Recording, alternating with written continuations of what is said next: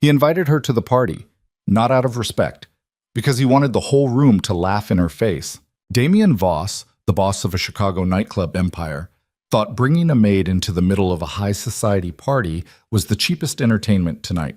But the woman descending the stairs didn't tremble, didn't cry, didn't beg. She came with proof, with a plan, with a list of those who needed to fall.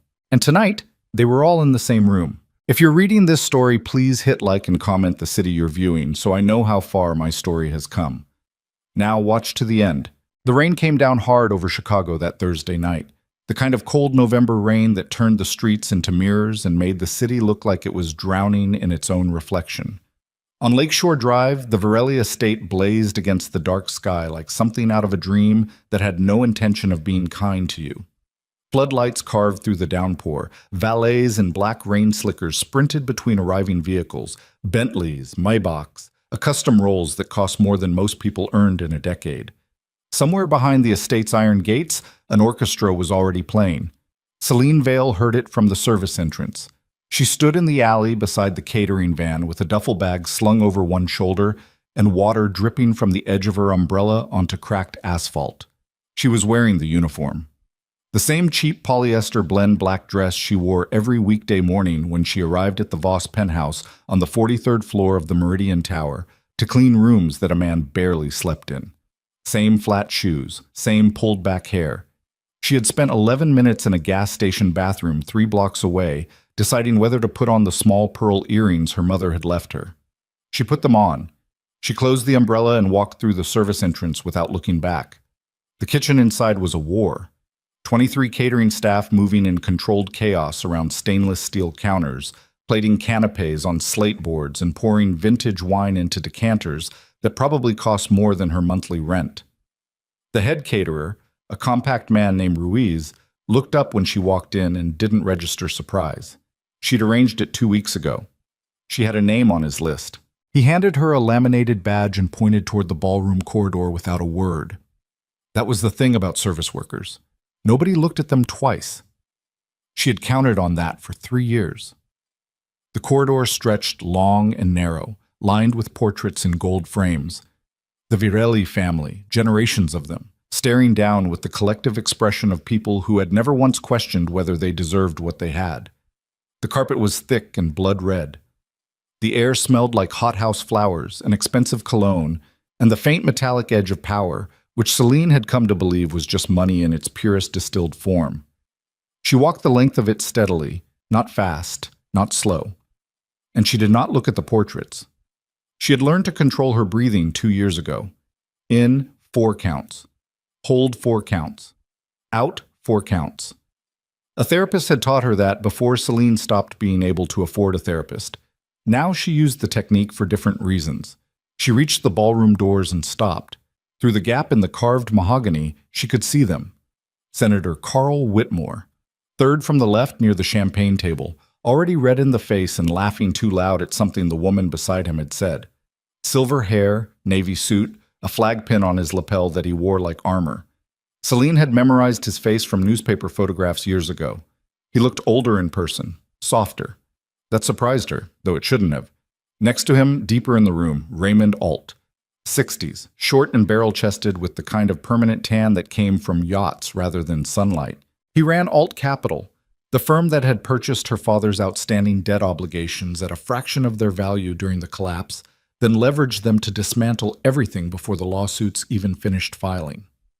Celine had watched him on a financial news segment 3 months ago, talking about ethical investment practices with a straight face, and she had felt something cold and permanent settle in her chest. And then, moving through the crowd with the easy authority of a man who owned the oxygen in any room he entered, Damien Voss. She had worked in his apartment for 2 years, 3 months, and 11 days. She had cleaned his kitchen at 5:30 in the morning. She had replaced his coffee filters and changed the sheets in the guest rooms that were never used and vacuumed the living area where he left financial reports spread across the coffee table, reports she never touched, but always read. She knew the brand of scotch he kept in the bottom cabinet.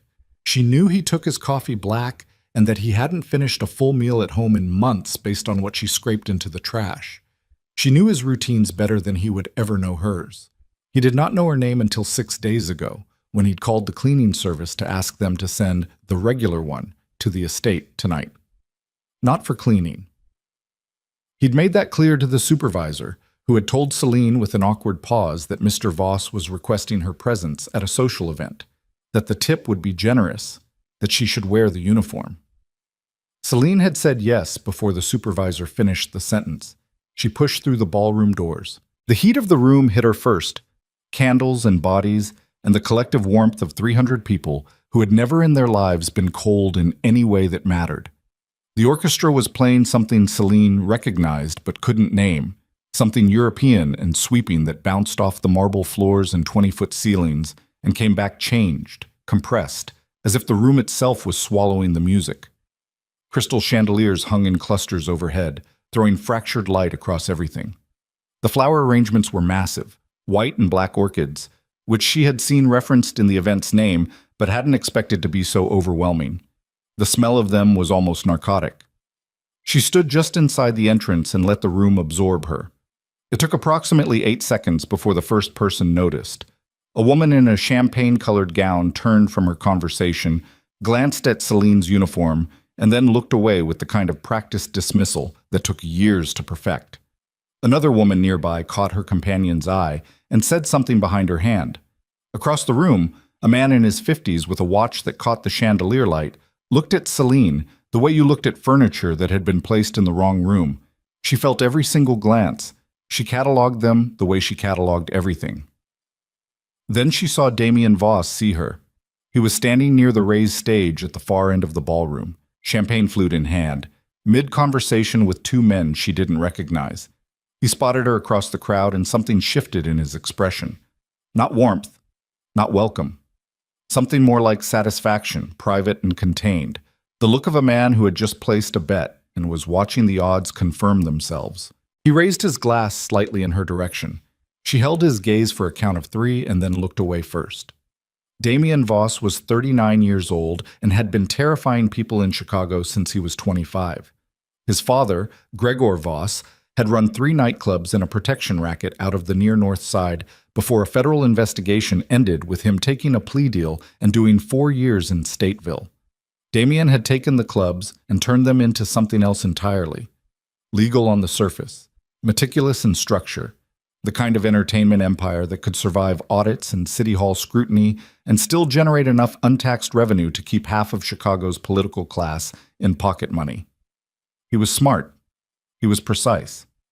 And he was, from what Celine had observed across 2 years of proximity, genuinely devoid of sentimentality, which made what he'd done tonight interesting.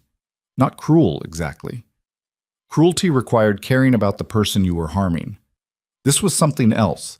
He had lost a significant deal earlier in the week. She knew that because she had seen the documents on his kitchen table Wednesday morning and recognized the company names from her own research. The collapse of the Harrow Group partnership had cost him leverage he'd been building for months. Tonight he needed to perform for the people in this room. He needed to remind them he was in control, that nothing touched him, that even his moments of eccentricity were a form of dominance. Bringing his maid to the gala was the eccentricity. She was the punchline. She had known that the moment the cleaning service called. She had spent the following 48 hours deciding whether it changed anything. It didn't. She moved into the room. The first real engagement came 20 minutes in, near the bar on the east wall, where a cluster of women had positioned themselves in the deliberate formation of people who intended to be noticed. Celine was passing by when one of them, tall, blonde, wearing something architectural in black that probably had a name she would have had to look up, held out an empty champagne flute without turning to look at her. "Could you?" the woman said to the air in front of her. Celine stopped. She looked at the glass. She looked at the woman. "I'm not with the catering staff," she said. The woman turned, surprised to encounter resistance, and looked at Celine's uniform with visible confusion that shaded quickly into something more hostile. "Then what exactly are you—" "A guest," Celine said, "but there's a waiter with a tray about 6 feet to your left." She walked on before the woman could respond. Behind her, she heard a stifled laugh from one of the other women in the cluster. Not at the blonde exactly, more the reflexive reaction to unexpected friction. and then the sharp sound of a social formation closing ranks. The senator was the second encounter. She hadn't planned to approach Whitmore until later, but he came to her, which she should have anticipated. Men like Whitmore were drawn to anomalies. A woman in service attire at a Black Orchid event was an anomaly. He materialized at her elbow near the art installation in the northeast corner, a large abstract piece in steel and glass that Celine had been using as a vantage point because it gave her sightlines to both exits and the stage. "Damien's little surprise," Whitmore said, not quite to her and not quite not, the way politicians talked, volume calibrated to an invisible audience. "You clean for him, don't you? Up at Meridian." "Good evening, Senator." That stopped him. He hadn't introduced himself and she'd used the title immediately. "You know who I am." "I know who most people in this room are," she said. "That's not an unusual thing." Whitmore looked at her with the practiced appraisal of a man who had been sizing people up in rooms like this for 30 years. "Smart girl," he said, which was not meant as a compliment. "I went to Ravenswood, pre-law before I switched to finance." She paused. "Senator, do you still sit on the Commerce Subcommittee?" The question landed cleanly. Whitmore blinked. Yes, I do." "Then you probably knew my father. Adrian Vale ran Vale Capital Management out of this city for 19 years. She said it the way you said something that had stopped being painful only because you'd cauterized the nerve. "He was before your current term, but the committee overlap would have been there." She watched the name register. It moved through Whitmore's face like a weather system, fast and revealing. Surprise first, then recognition, then something careful and controlled slamming down over both. "Vale," he said. You don't have to remember," she said pleasantly. "It was a long time ago." She excused herself before he could say anything else, and did not look back to see whether he was reaching for his phone. The third encounter was where the room changed. She had drifted toward the center of the ballroom, keeping the crowd moving around her, watching the exits, watching the stage, watching the positions of the three men she'd come here for, when the orchestra shifted tempo and couples began migrating toward the dance floor. Damien Voss materialized from the crowd the way he moved through all spaces, without apparent effort, as if the room reorganized itself around him. He was taller than he looked in the penthouse, where she usually saw him at a remove, moving between kitchen and bedroom and study. Up close, standing in front of her in the black tuxedo, with the chandelier light catching the angles of his face, he was the kind of man who made you aware of your own heartbeat, just as a physical fact, not sentiment, just biology responding to the proximity of something that registered as dangerous. "You didn't hide," he said. "You didn't ask me to." He looked at her for a moment with an expression she couldn't fully classify. Not quite amused, not quite uncomfortable. "Whitmore looked like he swallowed something," Damien said. "What did you say to him?" "We talked about subcommittees." "He hasn't moved from that corner in 20 minutes. "He's probably thinking," she said. "He does that slowly." Damien's mouth curved slightly. It wasn't warm. It was the expression of a man who had just recalibrated something. He glanced at the dance floor, then back at her, and she saw the calculation happen in real time. The decision forming not out of interest but performance, because the room was watching, and he was a man who could not resist the architecture of a moment. "Maid's dance?" he asked, loud enough that the people nearest them could hear. The socialite 2 feet away turned. A couple paused mid-step. Celine felt the room pull its breath in. She looked at his extended hand. She thought about her mother, who had danced in a living room in Lincoln Park on a Saturday morning with flour on her apron and music on the radio. She thought about the studio in Wicker Park, where she had spent 3 years in her early 20s learning how to move in a ballroom because her father had believed that a person should know how to conduct themselves in every kind of room. She thought about the last 7 years, which had been nothing like any room her father had prepared her for. She took his hand. The orchestra was playing a waltz. Not fast, not show-off material, the kind of measured tempo that exposed every technical imperfection and made amateurs look like they were fighting the music. Celine settled into the frame before Damien had fully established it. Weight balanced, shoulder relaxed, left hand light on his arm. And when he moved, she moved with him without a beat's hesitation. She felt him register this, felt the slight adjustment in his lead, testing, calibrating. She followed it perfectly and then exceeded it, a micro degree of confidence in her posture that made her marginally less of a follower and marginally more of a partner, the kind of thing only someone who knew what they were doing would even notice. He noticed. They moved through the first 16 bars in silence. The crowd around the floor was watching. She was aware of it as a kind of atmospheric pressure, the weight of 300 pairs of eyes. She kept her gaze level, not at Damien's face and not at the room, but at the middle distance, the way she'd been taught. "Where did you learn?" he asked. Quiet, close, his breath near her temple. "Classes," she said. "In what city?" "This one." He was quiet for a moment, leading her through a turn with more precision than she'd expected from him, and she thought he might let it go, might file it under the category of surprising things that didn't require explanation. Instead, "Who are you?" Not a question. The framing of a man who had realized the question mattered. "Celine Vale," she said. "I clean your apartment on weekday mornings. You take your coffee black. You've been reading the same book for 7 weeks without finishing it." "That's who you are in my apartment," he said. "That's not what I asked." She looked at him then, directly, for the first time since they'd stepped onto the floor. His eyes were dark, very dark, the kind of dark that was less a color than an absence of light, and they were looking at her with the focused intensity of a man who had spent his adult life reading rooms and had just encountered a sentence he didn't understand. The music was drawing toward its final bars. "You'll find out," she said. "Tonight? Before the night's over." The orchestra resolved. The room exhaled. They separated with the formal choreography of the dance's end, and Damien stepped back by exactly the correct distance and looked at her with an expression that was no longer performance, no longer calculation, but something rawer and less managed underneath. Around them, the applause was sparse and confused, the gathered elite unsure whether what they had just witnessed was ridiculous or remarkable, and landing, reluctantly, somewhere closer to the latter. Celine walked off the floor without looking at the crowd. She needed to be in the northeast corridor in 12 minutes. In the small service bathroom off the catering hallway, she locked the door and stood over the sink and breathed. 3 counts in, 3 counts out. Her hands were steady. She checked. She always checked.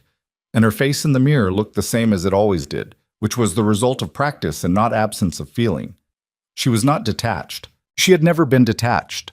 She was simply someone who had learned that feelings were information and that information needed to be managed before it could be used. She had been 14 years old the morning her father sat the family down in the kitchen of the Lincoln Park house and told them that something had happened. He had used language that softened the edges. Restructuring, exposure, temporary difficulty. And even at 14, she had understood that the real meaning was underneath the softened language, something harder and final. The next 2 years had been a controlled collapse. The house, the accounts, the school she'd had to leave. The summer her mother stopped laughing. The winter her mother stopped getting out of bed. The Thursday evening in March, 3 months after Celine had turned 17, when she had come home from her shift at the grocery store and found her mother in the bathroom. And nothing after that had been the same. She turned off the water. She dried her hands. She opened the duffel bag she'd retrieved from its hiding place in the catering van earlier and checked the drive. Compact, matte black, the size of a thumb. 7 years of accumulated data, financial records, communications, transaction trails, compressed into something she could hold in her palm. She had spent those 7 years not grieving, or not only grieving, but working backward from the ruins of her family's life to find the people who had engineered the collapse. It had not been random. It had not been market forces and bad timing, though that was what the public record said. It had been coordinated. 3 men working in overlapping capacity to isolate her father's firm, create artificial leverage points, and then cash in on the destruction they'd manufactured. Whitmore had provided political cover during the regulatory review, ensuring that the SEC inquiry was redirected away from the actual fraud. Alt had purchased the debt at collapse pricing and used it to strip the remaining assets while blocking any restructuring pathways. The third man, the architect, the one who had designed the whole mechanism, was Victor Marrow, 70 years old, ran a private equity vehicle called Marrow Group that operated across 3 continents and answered to no one. He had been at the center of it from the beginning. He had known Adrian Vale. He had been, for years before the collapse, considered a friend. Victor Marrow was in this building. She had not seen him yet, which meant he was either late or already in the private dining wing. She needed to confirm his location before the 10 o'clock presentation window. She put the drive back in the bag, checked the battery on her phone, checked the secondary device in the hidden pocket at her waistline, the modified signal broadcaster that would connect to the estate's main AV system when the time came. She had spent 6 weeks identifying the specific frequency range of the Varelli estate's Crestron control infrastructure and another 3 weeks building the bypass. She was not a programmer by training. She had learned what she needed to learn. She re-zipped the bag. Then she unlocked the bathroom door and nearly walked directly into Damien Voss. He was standing in the narrow service corridor with his jacket slightly open, one hand braced against the wall, and he looked like a man who had followed her and was only now questioning whether that had been a reasonable decision. He looked at the duffel bag. He looked at her face. "You're not here for the party," he said. "I'm here for the party," she said. "I've seen what party guests look like for 20 years. He nodded at the bag. "That's not a party bag." She held his gaze for a long moment. "Move," she said. "Celine, Mr. Voss, I am asking you to move." He didn't move. He looked at her with the expression she'd seen once before. Twice, actually, small moments in the penthouse that he hadn't realized she'd noticed. The expression of a man encountering something he couldn't categorize and responding not with hostility, but with a kind of stubborn attention. "3 of the men in that ballroom," he said slowly, "are people I do business with, and one of them came over to me 10 minutes ago looking like he'd seen a dead person. He mentioned a name." He paused. "Vale." She said nothing. "Adrian Vale's firm went under 8 years ago," he said. "My father knew the name. Used to come up as an example." He stopped. Started again differently. "What happened to his family?" The question was unexpectedly direct. She felt it land somewhere below the controlled breathing and the 7 years of preparation. "His wife died," she said. "His daughter cleaned apartments for a living." Damien Voss went very still. In the muffled distance, the orchestra had stopped. Over the estate's PA system, a voice was announcing that guests should proceed toward the main ballroom for the evening's presentation. The 10 o'clock window. Celine looked at him with the full weight of everything she had not said in 2 years of 6 a.m. mornings and replaced coffee filters and invisible labor. "You should go back to your party," she said. "What are you going to do?" "Something that I cannot undo after tonight." She held the bag against her body. "And something that will probably change what your investors think of you, depending on who they're loyal to." He stared at her. "Damien?" It was the first time she'd used his name. She watched him register it. "There are men in that ballroom who killed my family. Not with their hands, with paperwork and phone calls and favors and patience. I have spent 7 years building what I need to make that matter." Her voice was level. It cost her nothing, outwardly, to say it levelly. "You can stop me right now. I'm one person. You have 30 security staff on this property." He said nothing. "Or you can go back to the party," she said, "and find out what happens when someone finally makes people like them accountable." She stepped past him in the narrow corridor. He let her go. She did not look back, could not afford to look back. But she was aware of him standing there behind her, and she was aware, in the space between one heartbeat and the next, that she had told him the truth and hadn't planned to. And that the unplanned thing had happened because, in 2 years of watching him from a careful distance, she had reached a conclusion about him that might have been a catastrophic mistake, that he was not the same as the men in the ballroom, that he was dangerous in a different direction. She reached the AV junction room at 9:57 p.m. She had 3 minutes. Somewhere behind her, 300 people were settling into their seats for the presentation. Somewhere in that crowd, Whitmore was thinking. Alt was drinking. And Victor Marrow. She still hadn't confirmed Marrow's position, which was the variable she hadn't controlled for, the loose thread, the thing that could unravel everything if she'd miscalculated. She connected the broadcaster to the Crestron junction port. The device blinked once, green, paired. Her phone showed the file transfer status, 47 gigabytes, encrypted, ready to deploy to every screen in the main ballroom the moment she triggered the command. 7 years of evidence, her father's name, Her mother's name. Justice was the wrong word for what she was about to do. Justice was a system, an institution, a process with rules. What she was about to do was something older and more personal than justice. She was going to make them visible. She was going to put their names and their acts on walls the size of buildings, in front of every camera in the city and every federal authority who'd been CC'd on the package she'd sent at 8 p.m. tonight from a server in Toronto. After which there would be nowhere left to hide. Her thumb hovered over the trigger command. And then her phone buzzed with a text from the number she used for secondary verification. A contact she had only for emergency, only for the scenario she'd specifically hoped would not happen. 4 words. Marrow is not here. She stared at the screen. The name is not here. The architect. The man at the center of everything. The one whose testimony, whose financial records, whose direct communications with both Whitmore and Alt made the entire chain of evidence hold, not just damning but legally prosecutable, was not in this building. She was 40 seconds from the trigger. Without Marrow, the network had a severed head. The evidence still destroyed careers. It still exposed Whitmore and Alt. It still blew the roof off half of Chicago's political infrastructure. But Marrow walked free. Her thumb didn't move. 40 seconds. She thought about her mother, about the Thursday in March, about a kitchen in Lincoln Park, and a father who had used careful language to describe the end of everything. 30 seconds. If she triggered now, Marrow was warned within minutes. He would move assets. He would move himself. He had survived this long by being the man no one could see. Once the evidence broke public, he became invisible again, untouchable, because his name was everywhere except on the direct chain. He'd been careful about that, more careful than the other two, always one layer removed. 20 seconds. She had one chance. One night. The evidence had to hit when all 3 of them were cornered. She pulled her thumb back. She stood in the AV room with 47 gigabytes on a drive and 3 years of legal preparation sitting unused, and she made the hardest decision she'd made in 7 years of hard decisions. She waited. She would wait. She would find Marrow. And then she heard the door open behind her. She turned.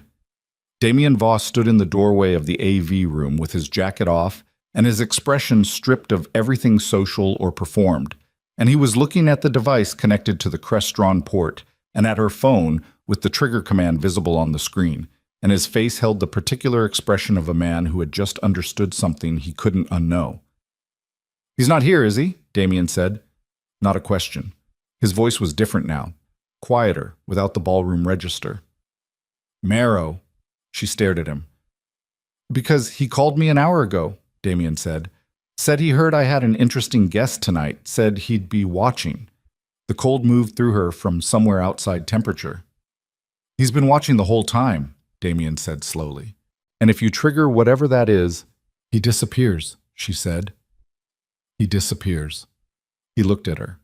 "Which means you need him to come here." The rain was loud against the estate's roof above them. The sound of the presentation beginning filtered through the walls. Polite applause, a microphone, someone thanking the assembled guests for their generosity. "What do you know about Victor Marrow?" she asked. "Enough," Damien said. "He's been trying to buy into my operation for 4 years. I keep declining." "Why?" "Because I know what he does to things he buys." He held her gaze. "He called you interesting, Celine. That means he already knows who you are, which means tonight just changed." Her heart was doing something she couldn't fully suppress. "What are you saying?" Damien looked at the device, looked at her, and said something she had not once in 7 years of preparation anticipated hearing from a man like him. "I'm saying I can get him here," he said, "but we do this together, or we don't do it at all." The rain did not stop. 300 guests sat in the ballroom, unaware that the real negotiation of the evening was happening in a room full of wires, where a woman with 7 years of evidence and a man with connections to every dark corner of the city had just arrived at the same crossroads, one by design, one by accident, and neither of them able to say which was more dangerous. The AV room was not built for 2 people. It was built for one technician running cable checks before an event, a narrow rectangle of metal shelving and bundled wires, and the low hum of equipment that cost more than it looked like it should. A single work light mounted above the crease-drawn junction threw everything in yellow-white, which made shadows fall wrong and made people look like they were being interrogated even when no one was asking questions. Damien Voss filled the doorway the way he filled most spaces. Not because he was physically enormous, but because he had the particular density of someone who had spent their entire adult life making sure that leaving a room was their own decision. He still had his jacket off. His dress shirt was open at the collar, 2 buttons, which on him did not read as casual but as controlled undress, the kind of adjustment you made when you were done performing and had moved into something that required actual use of the body. Celine looked at him for 4 seconds, then she reached past him and closed the door. "Say what you mean," she said. "I told you what I mean." "You told me you can get marrow here. That's not the same as what you mean."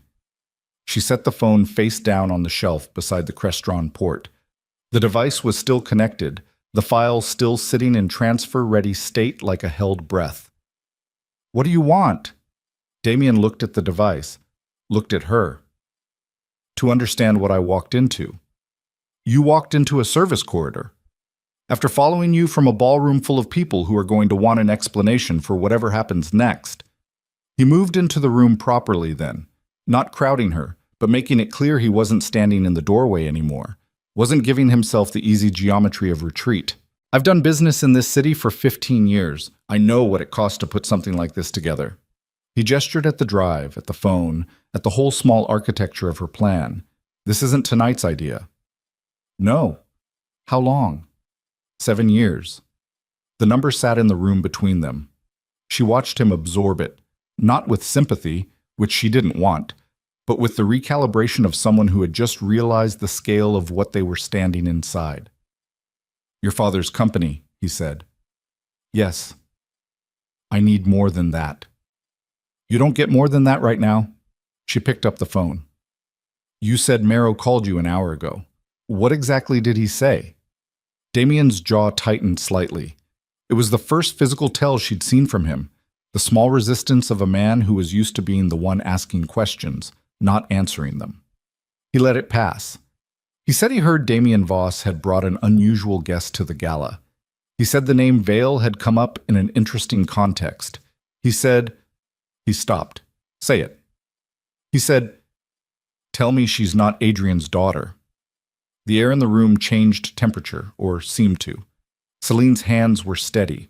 She noted they were steady as a separate piece of information, clinical, the way she noted all the physical data that told her where her edges were. "He knows," she said. "He's known for longer than tonight." Damien's voice was flat. The way he said it, that wasn't surprise, that was confirmation. "Which means he has someone watching me. Or had someone watching the guest list the moment I called the cleaning service." He looked at her directly. "He's been keeping track of you, Celine." She thought about the past 3 weeks. The feeling, twice, of being observed in the street that she'd dismissed as paranoia. Because paranoia was the occupational hazard of doing what she was doing, and you had to learn to filter it, or you'd stop functioning. She thought about the car that had been parked outside her building for 2 days in October, and then wasn't there. "Why didn't he move against me?" she said, half to herself. "Because you haven't moved yet," Damien said. "You've been building. He's been watching you build. And when you trigger that," he pointed at the drive, "he needs to be somewhere with distance already between himself and everything you're about to expose. He's watching to time his exit. He's already timing it, which is why he's not here." She turned away from him and looked at the Crestron junction, at the device blinking its patient green, at the 47 gigabytes that had cost her 7 years in her 20s and 2 apartments and a relationship she hadn't thought about in 3 years because thinking about it was a luxury she couldn't afford. She thought about all of it for a long moment. "If you contact him," she said, "and tell him I'm here, and that I have evidence, and that you're concerned, that you want him to come advise you on how to handle it, he comes," Damien said, "because he thinks he's managing me. He's been trying to manage me for 4 years. He'll come ready to control the situation. He always comes ready to control the situation. That's the only way he moves." She turned back. "And you do that. Call him. Bring him here." The question was direct in a way that had nothing to do with logistics. She was asking him something underneath the logistics, and he knew it, and the knowing registered in the particular stillness of his face. "I told you already," he said. "You told me we'd do it together. You didn't tell me why." Damien was quiet for a moment. The equipment hummed. Outside, filtered through walls and corridors and the thick indifference of the estate's architecture, the presentation in the ballroom continued. Applause, the modulated voice of someone performing generosity. "My father knew your father," he said finally. She had not expected that. Not well. Not friends. He said it carefully, like he was placing each word where it would hold weight. "My father was a different category of person than Adrian Vale. Different world, different methods. But they were in the same city for the same years, and my father knew what Vale Capital was, and he knew when it went down." He paused. He said it wasn't an accident. He said it in exactly those words, once, when I was 26 and learning what the city actually ran on. He said, "The Vale thing wasn't an accident. Someone needed that firm gone." He never said more than that. Celine's chest was doing something she had to breathe through. "He said someone needed it gone," she repeated. "I never had reason to look into it. Until 20 minutes ago." He held her gaze. "What did they need it gone for?" "My father had documentation," she said. 3 years before the collapse, he had begun building a record of illegal coordination between Marrow Group, Alt Capital, and a political network that included Whitmore and 4 other officials. He was going to take it to the FBI field office here. She heard her own voice the way she sometimes did. Level, competent, the voice of someone describing something that had happened to a different person. They found out.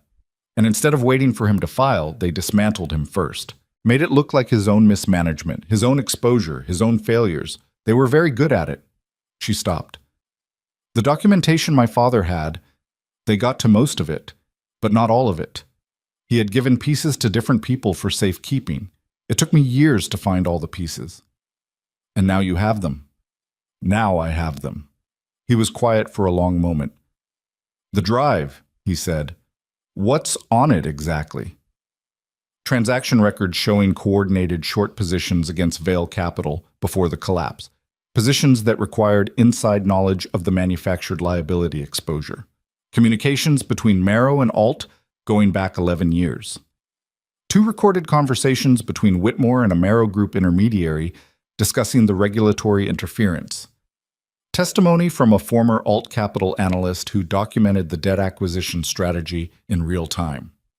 She said it without inflection, the way you recited something you had memorized until it stopped feeling like it was yours. And my father's original documentation, what remained of it? Damien looked at her for a long time. "That's enough," he said. "It's more than enough for Whitmore and Alt. For Marrow." She stopped, started again.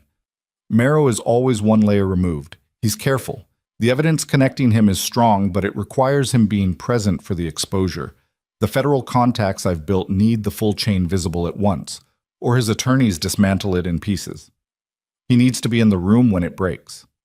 Or at minimum locatable, unable to move assets, unable to establish distance." She looked at him. "I had a federal contact on standby for tonight.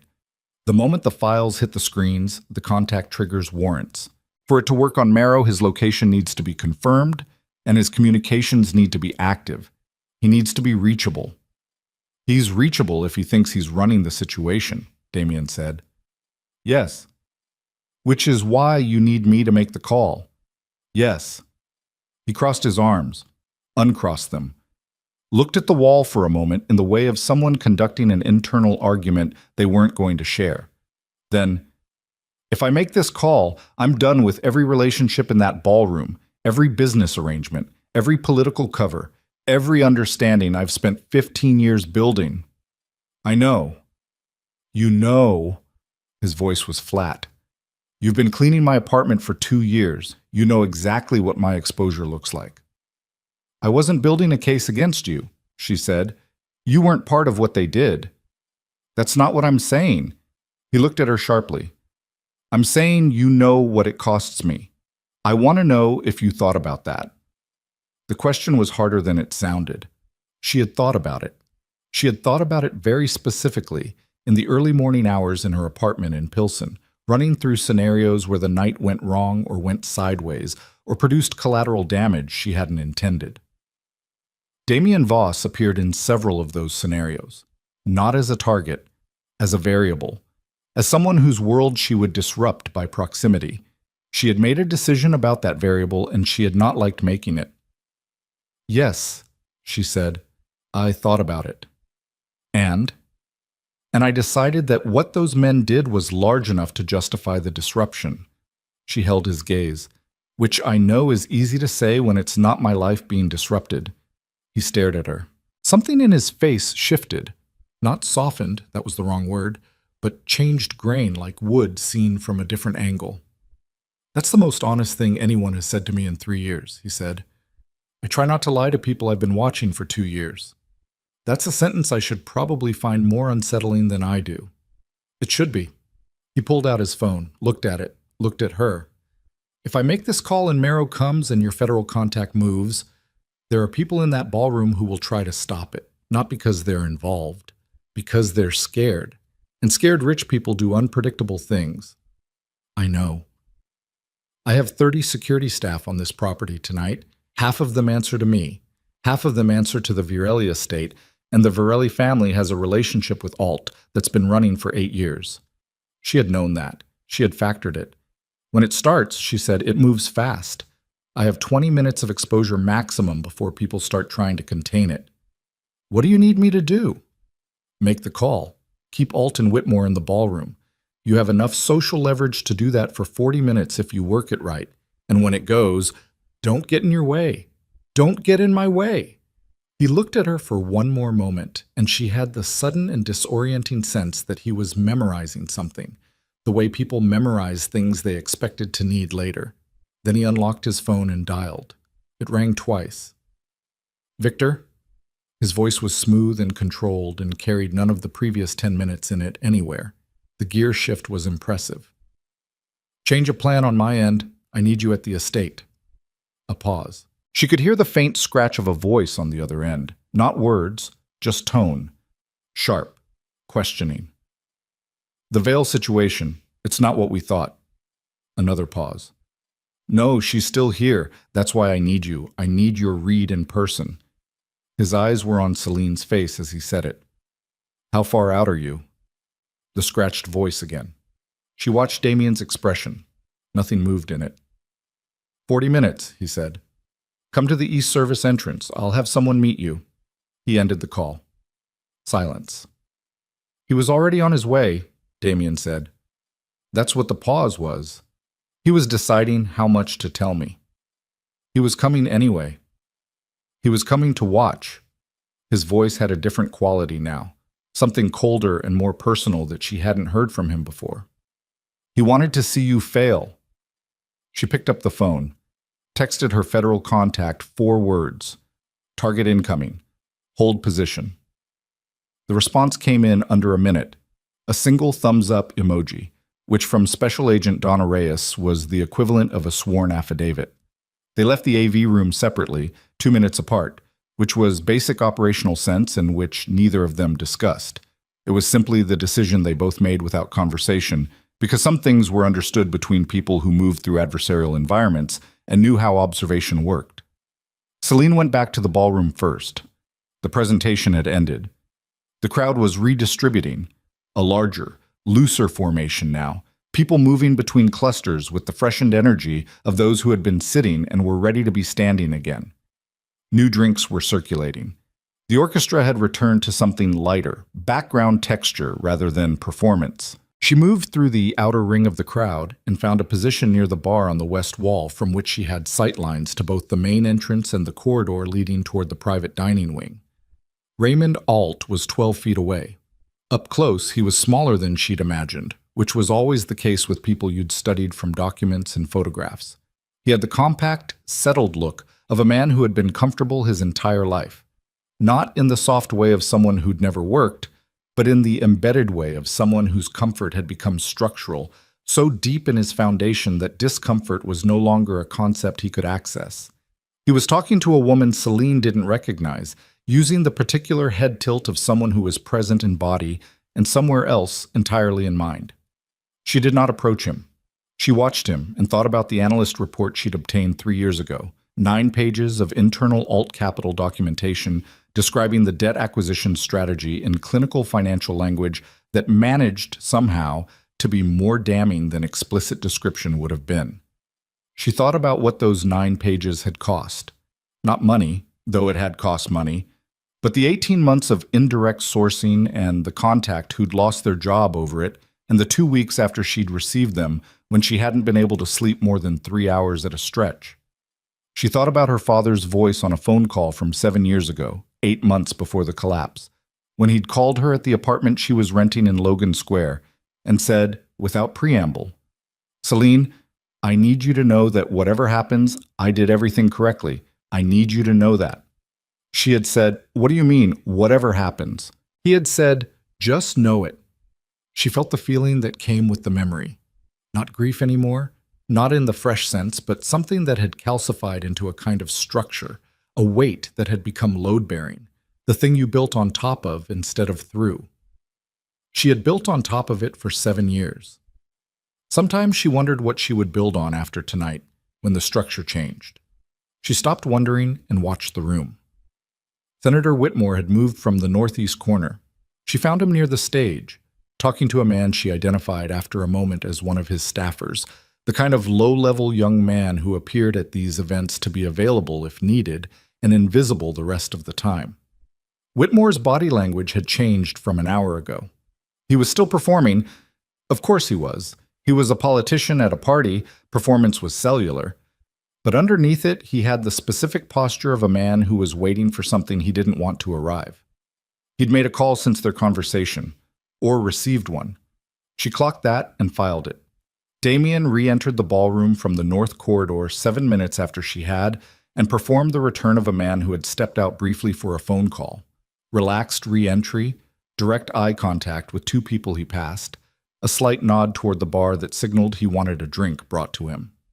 She watched him navigate to Alt's position with the ease of someone crossing familiar terrain and insert himself into the conversation Alt was having, which disrupted it naturally without friction, the way a host moved at their own event. He was keeping Alt in place. She felt a complicated thing watching him do it. She had spent 2 years constructing a version of Damien Voss from the evidence of his daily life, from the books on his shelf and the calls she'd overheard and the documents she'd read, and the particular way the apartment felt different when it had been occupied by someone recently stressed versus someone in equilibrium. She had not constructed a version she trusted, because trust was not something she applied to people she hadn't chosen. She had constructed a version she understood, and understanding, she had learned, was not the same thing as trust, but it was the foundation trust required if trust was ever going to be a thing she built again. She didn't know yet whether Damien Voss was that. She knew he had made the call. She knew he was keeping Alt in place. She knew his father had said the veil thing wasn't an accident.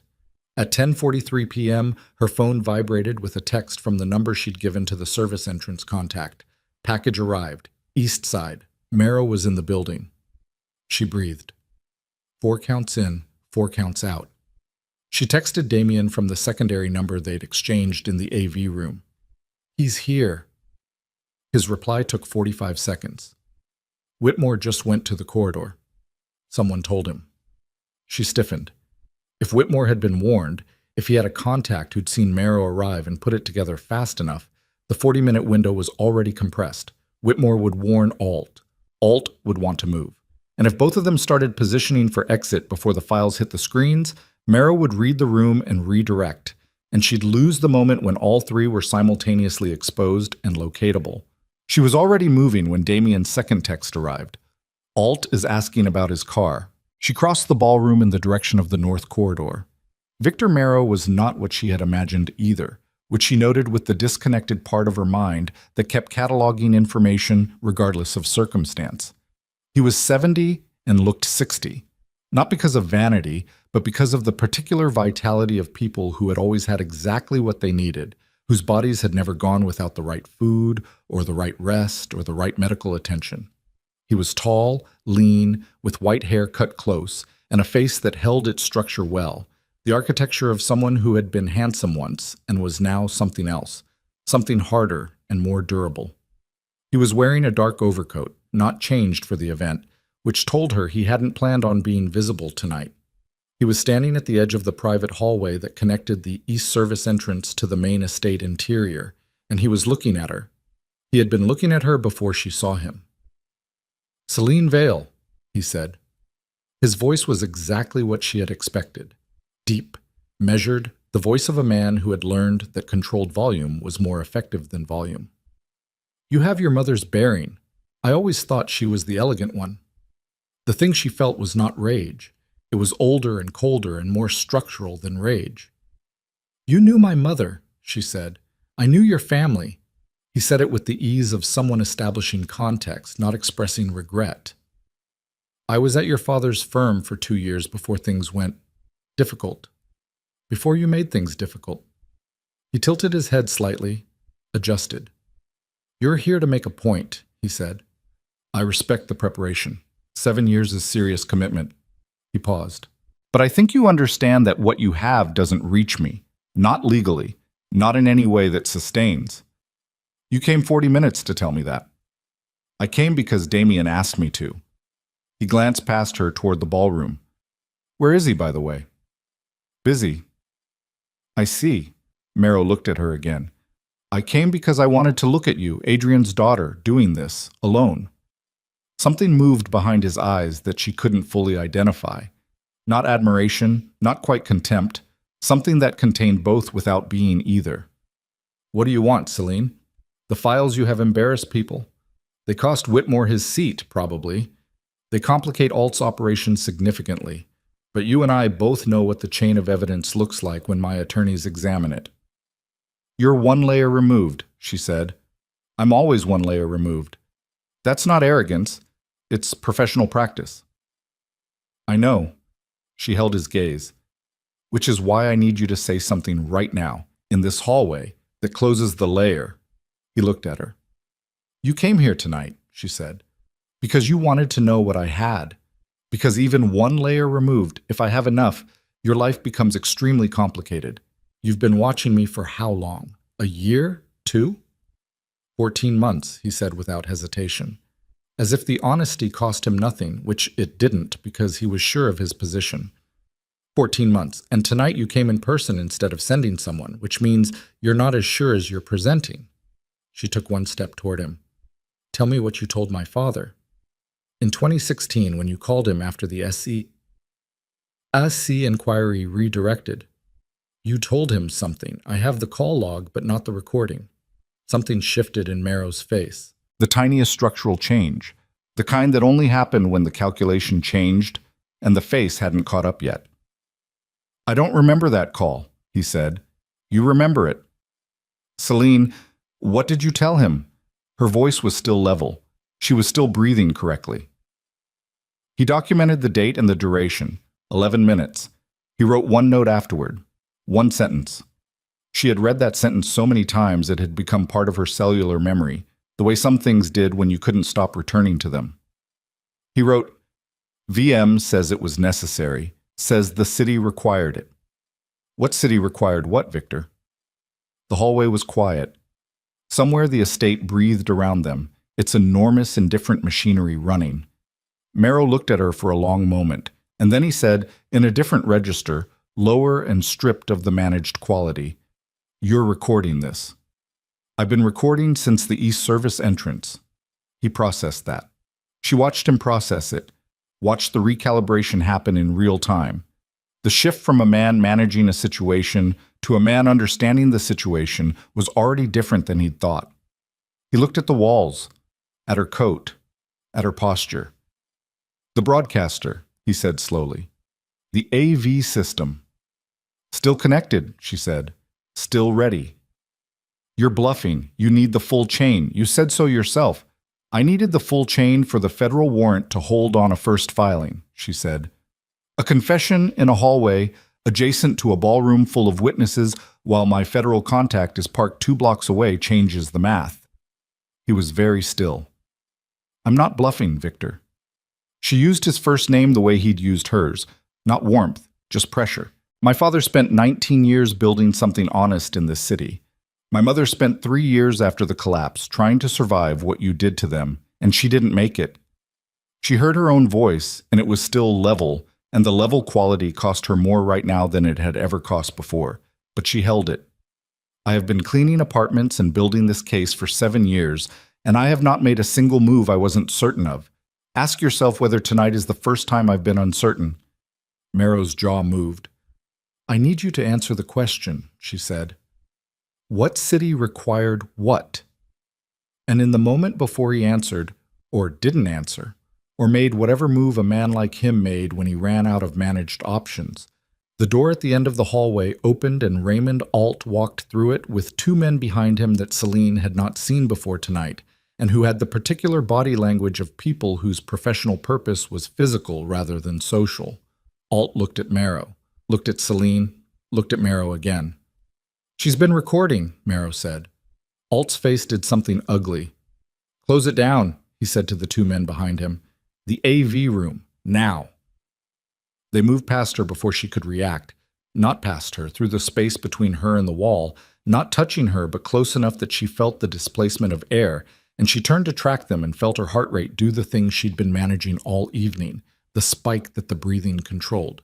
Except now the breathing was harder to control, because the variable she had not fully accounted for was not Merrow's attendance or the timing of the window, but the specific number of men that Alt traveled with at events like this. She had counted on 4 minutes to get back to the AV room before anyone moved on it. They had 30 seconds. She pulled out her phone and hit the trigger command. The file transfer began. 47 gigabytes pushing through the estate's main AV system toward every screen in the ballroom and in the east wing, and on the exterior display panels that faced the driveway where the press had been gathering for the past hour in the cold rain outside the gates. 3 seconds later, she heard the shouting start from the direction of the ballroom. Alt grabbed her arm. She had expected that too. Had expected the physical response, had factored it, had thought through what it would feel like to have a man's hand close around her arm in a hallway with 2 other men nearby and no immediate exit. But thinking through what something would feel like and standing inside it were different things, always. And her body responded before her planning did. She pulled back hard and used the momentum to put the wall between herself and Alt's reach, and then Damien Voss was in the hallway. She did not know where he had come from. She had not heard the door. He was simply there between her and Alt, and his face held something she had never once seen in 2 years of watching him from the careful distance of a service worker. It held no performance at all. No management, no architecture of charisma or threat or social power. Just a man standing in a hallway making a decision in real time with his full weight behind it. Take your hand off her, he said to Alt. Alt stared at him. Damien, you don't understand what she... I understand exactly what she has. His voice was very quiet. I've understood for the past hour. He did not look at Celine. He kept his eyes on Alt. The files are already on the screens. Your men aren't going to stop it, and whatever you're about to do in this corridor is being recorded on a device you can't locate and transmitted to a federal agent who is currently, he checked his watch precisely, pulling up to your front gate. Alt's face went the color of old wax. Behind him, Merrow made a sound. Not words, just sound. The sound of a man whose calculation had finally, irrevocably, reached its end. In the ballroom, the shouting was getting louder. Celine looked at the phone in her hand. The transfer bar read 91%. She looked at Damien's back, at the set of his shoulders, the controlled stillness of a man holding a position, and she understood with a clarity she hadn't expected that he had known, when he came into the hallway, exactly what he was ending. 94%. Alt looked at the 2 men behind him. One of them had his hand at his jacket pocket. Celine saw the geometry of the moment, the narrow hallway, the limited exits, the 4 men and 1 woman, and the specific physical reality of what came next if the man reached into his jacket pocket. And she looked at Damien's posture and saw that he had seen it too, had been seeing it for the past 30 seconds, and had already decided what he was going to do about it. 97%. Don't, Damien said to the man with his hand at his pocket. The man looked at Alt. Alt's face was a war. Every version of the man he'd been for 60 years fighting each other in the space of 3 seconds. 99%. The files hit the screens. and the estate exploded around them, like something that had been waiting its entire existence for the right night to come apart, the lights flickering as the AV system overloaded with the sheer data volume, the sound of crystal breaking somewhere in the ballroom, voices rising in the register that voices reached when the performance was over and the real thing had arrived, and above it all the distant mechanical sound of vehicles at the gate. Not one vehicle, multiple, their headlights cutting through the rain like the first light of a morning that was going to be very, very different from the night that preceded. The lights came back in 3 seconds. 3 seconds of near darkness in the hallway. Not total black, the emergency strips along the baseboards kicked in and threw everything in a flat red-orange that made the walls look like the inside of something that was burning. And in those 3 seconds, Celine heard the following things in order. Glass breaking in the ballroom, a woman screaming once and then stopping, the wet mechanical sound of the estate's backup generator cycling to life, and closest, right beside her, the specific sound of a man moving in the dark who was not moving toward an exit. The lights came back. The man with his hand at his jacket pocket had closed the distance by 4 feet. Damien hit him before the overheads fully stabilized. Not a clean strike, not the choreographed precision of someone trained for it, but the raw, functional violence of someone who had grown up in rooms where this kind of thing happened and had learned early that hesitation costs more than imperfection. His elbow caught the man at the jaw. The man went sideways into the wall, hard enough to crack the plaster. And the thing in his jacket pocket. Not a firearm, Celine registered with a cold flood of relief, and something else. A collapsible baton that clattered to the floor, skittered toward the baseboard. The second man took 1 step toward Damien and stopped when he looked at Celine's face. She did not know what her face looked like in that moment. She did not have access to it from the inside. But the man stopped. "Floor," she said. He looked at Alt. Alt's mouth opened. Nothing came out. "On the floor," she said again, and her voice had reached a register she had not used before tonight. Something that lived below the controlled breathing and the 7 years of careful preparation. Something that was just the unmediated fact of a woman who had run out of patience for men who thought her presence in a hallway was a problem they could physically resolve. The second man sat down on the floor. He did it slowly, with the dignity of a man trying to preserve something, but he did it. Damien straightened up. He was breathing harder than he'd been 30 seconds ago. He looked at his hand. The elbow he'd used had a small tear in the shirt fabric at the joint.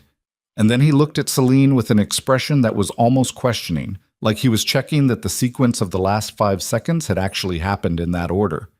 She was already looking at her phone. 99%. Transfer complete.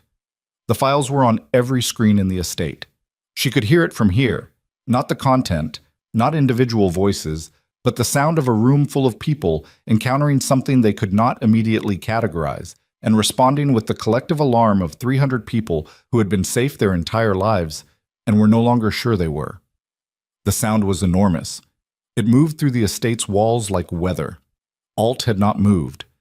He was standing 5 feet away with his arms slightly out from his body, in the posture of a man who had been physically ready for something that had not gone the direction he'd prepared for. And he was looking at Damien Voss with an expression that had passed through shock and was now arriving somewhere more dangerous, calculation.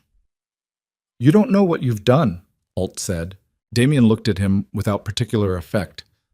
"I think I know exactly." "The people in that room," Alt stopped, started differently. "Half of your operating licenses run through city council members who are on those screens right now. You understand that? Every club, every venue, every arrangement you have in this city is mine," Damien said. "I built it. I'll rebuild it." "You'll rebuild nothing. You'll be finished. You and whatever—" Alt's eyes moved to Celine with a look that she catalogued and filed and did not react to. "Whatever this is." Celine looked at Victor Marrow. He had not spoken since the lights came back. He was standing at the far end of the hallway near the east service door with his overcoat still on and his hands at his sides and his face held in the particular careful stillness of a man who was doing very fast arithmetic. She had been watching him with the peripheral attention she'd trained herself to maintain for years, and she had seen him reach into his coat pocket once while the lights were out, and she did not know what he had reached for, and she did not know whether he still held it. "Victor," she said. He looked at her. Your car's at the east entrance, she said. Agent Reyes has the plates. She has had them for 6 hours. Something moved in Merrow's face. You're thorough, he said. The managed quality was back in his voice, the deep controlled register, but it cost him more now. She could hear the effort underneath it, the small structural strain of a man holding a form that was beginning to crack. My father was thorough, she said. I learned from him. Merrow said nothing. I need you to stay in this hallway, she said. Both of you. She looked at Alt, then back at Merrow. The moment either of you attempts to leave this estate, it triggers the secondary package, a separate encrypted file set sent to 3 news organizations and the U.S. Attorney's Office at the same time the on-site warrant executes. It was scheduled to send at 11 p.m. regardless. You cannot stop it from this building. Alt laughed. It was a short, ugly sound. You've been planning this since you were, what, 20? A child who lost her daddy's money? Raymond. Merrow's voice cut across him. Sharp, brief, not protective of Celine, of the situation. Managing Alt the way he managed everything, with minimal input for maximum effect. Alt shut up. Celine's phone rang. She looked at the screen. Donna Reyes. Go, she said. Reyes' voice was clipped and professional, the voice of a woman who had been waiting a long time for this particular phone call. Files confirmed received on our end. Warrant is active as of 60 seconds ago for Whitmore, Alt, and Merrow. We have units at the main gate and the East Side Service Road. A pause that was not hesitation, but emphasis. We need you to confirm Merrow's physical location. He's with me, Celine said. East Corridor, main house. Copy. Don't move him. We're coming in. The call ended. She looked at Merrow. He was looking at her with an expression she could not read, which had never happened before tonight. She could always read him, had spent years reading him through documents and intermediaries and the secondary evidence of other people's accounts. His face had always been, in her constructed version of him, a legible thing, controlled, strategic, self-interested in ways that were at least predictable. What she saw on it now was not that. It was something older and less constructed, something that might have been the first honest expression she'd seen from him all evening. Your father, he said slowly, asked me to help him. The hallway went very quiet. In 2016, Merrow said, before the inquiry redirected, he came to me. He had documentation, the early version of what you have, and he wanted my support in going to the FBI. He thought I was on his side. He paused. He thought we were the same kind of man. You weren't, she said. No, Merrow said. I wasn't. The admission landed in the hallway like a physical thing, dense and heavy, the kind of statement that did not come with remorse attached. Just fact, stated with the cleanness of someone who had long ago made peace with what they were and did not see the point of pretending otherwise. It was, in its way, the most honest thing she had heard all night, and it was also the thing she had most needed to hear, and the thing she had most feared hearing, because it confirmed what she had always suspected and had never wanted confirmed, that her father had trusted the wrong man, had walked into the collapse with his hand held out to the person who built it. She breathed. 4 counts in. She felt Damien watching her from 3 feet away. She did not look at him. He wrote, she said, that you told him it was necessary, that the city required it. Her voice was still level. What did you mean? There was a development project, Merrow said. He said it the way you said things that had happened a long time ago and cost someone else everything, with the casual precision of an accountant reading a ledger. Lakefront, federal overlay, the kind of project that requires clean regulatory channels and no competing financial voices with access to the inquiry structure. Your father's documentation would have disrupted the channel. It would have cost, he paused, choosing the word deliberately, significant interests. Significant interests, she repeated. The project generated $38 billion in contracts over the following 6 years, Merrow said. It employed 14,000 people. It rebuilt 3 neighborhoods. It killed my mother. The hallway held that. Merrow's expression did not change. That was not the intention. The intention doesn't matter, she said. The outcome is what you chose. She looked at him for a long moment, at this man who had known her father and eaten at tables like the one 30 feet away in the ballroom and had made the calculation, clear-eyed and calm, that Adrian Vale's family was an acceptable cost. It always was. She heard footsteps coming from the direction of the main estate entrance, multiple sets, purposeful, the sound of people who knew where they were going and had the authority to go there. Reyes and her team, coming through the main house with the particular efficiency of federal agents who had been waiting 6 hours to move. And that was when Celine's secondary phone, the one she had not given Damien's number to, the one she used for her most protected contacts, the number known to fewer than 4 people, vibrated in her inside pocket. She pulled it out. The name on the screen was one she had not expected to see tonight, Marcus Vell. She stared at the name for 1 full second. Marcus Vell was her primary evidence source. The former alt capital analyst whose 9 pages of internal documentation formed the connective tissue between Alt's financial strategy and Marrow's operational direction. The man she had spent 14 months locating and another 8 months cultivating. The man who had agreed, 6 weeks ago, to provide a signed affidavit corroborating the transaction records and whose testimony was the piece that transformed her evidence from damning into prosecutable. He was calling her. At 10:51 p.m. on the night the evidence went public. She answered. Marcus. She kept her voice flat. Celine. His voice was wrong. She heard it immediately.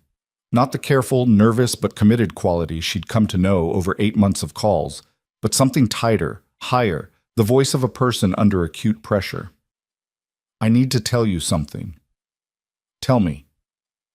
The affidavit. A pause. In the background, she could hear what sounded like a car interior, engine running, the specific acoustic of someone who had pulled off a road.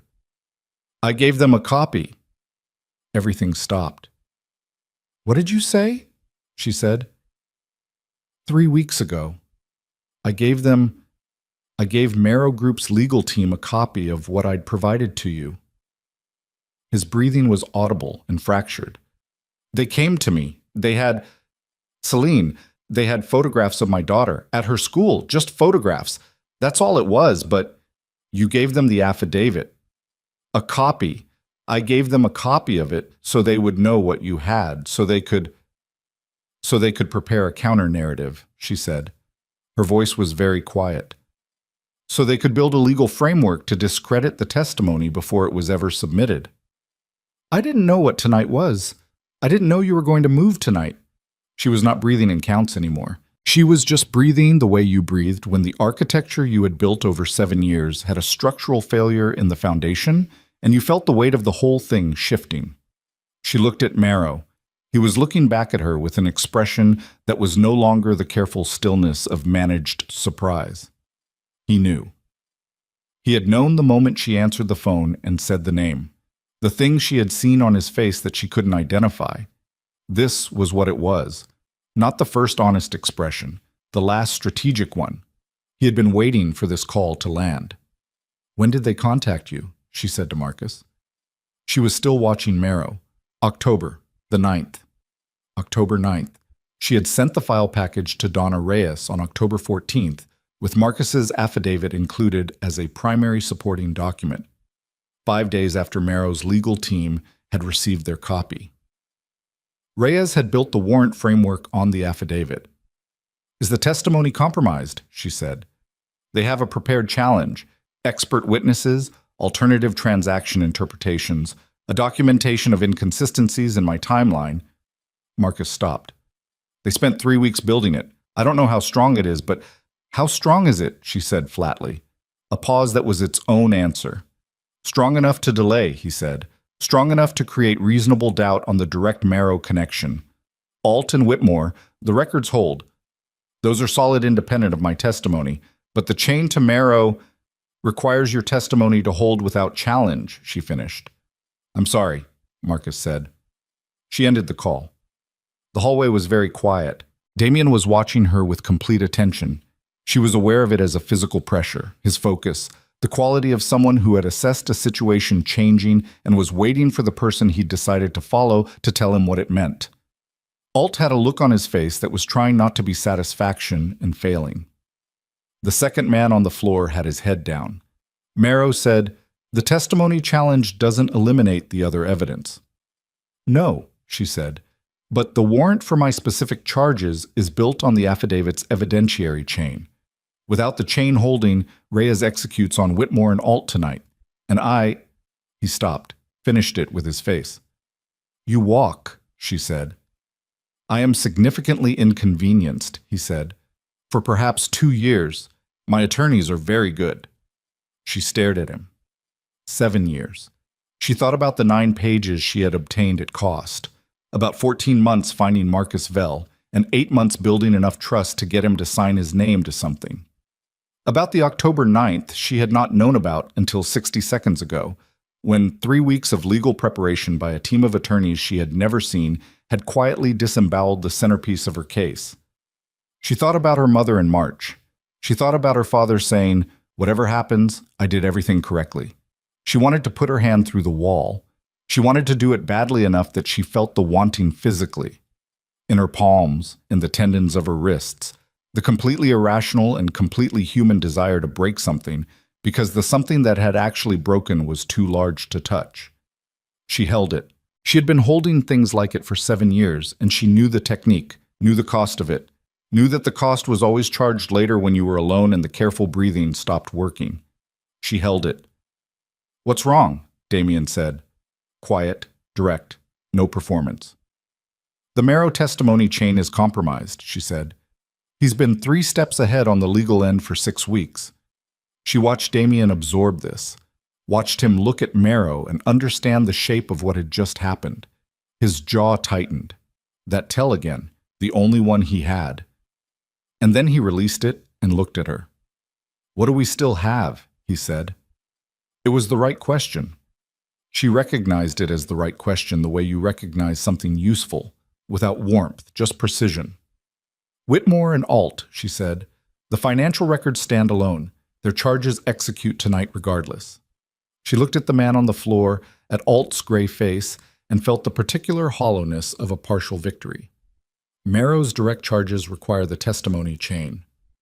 And without it, he faces civil exposure and congressional inquiry. Maybe criminal charges in 18 months if the counter-narrative doesn't fully hold. She heard herself saying it and heard the gap between what she was saying and what she had spent 7 years building toward. He doesn't walk into handcuffs tonight. Footsteps coming down the east corridor. Reyes's team was 90 seconds away. Marrow straightened his coat.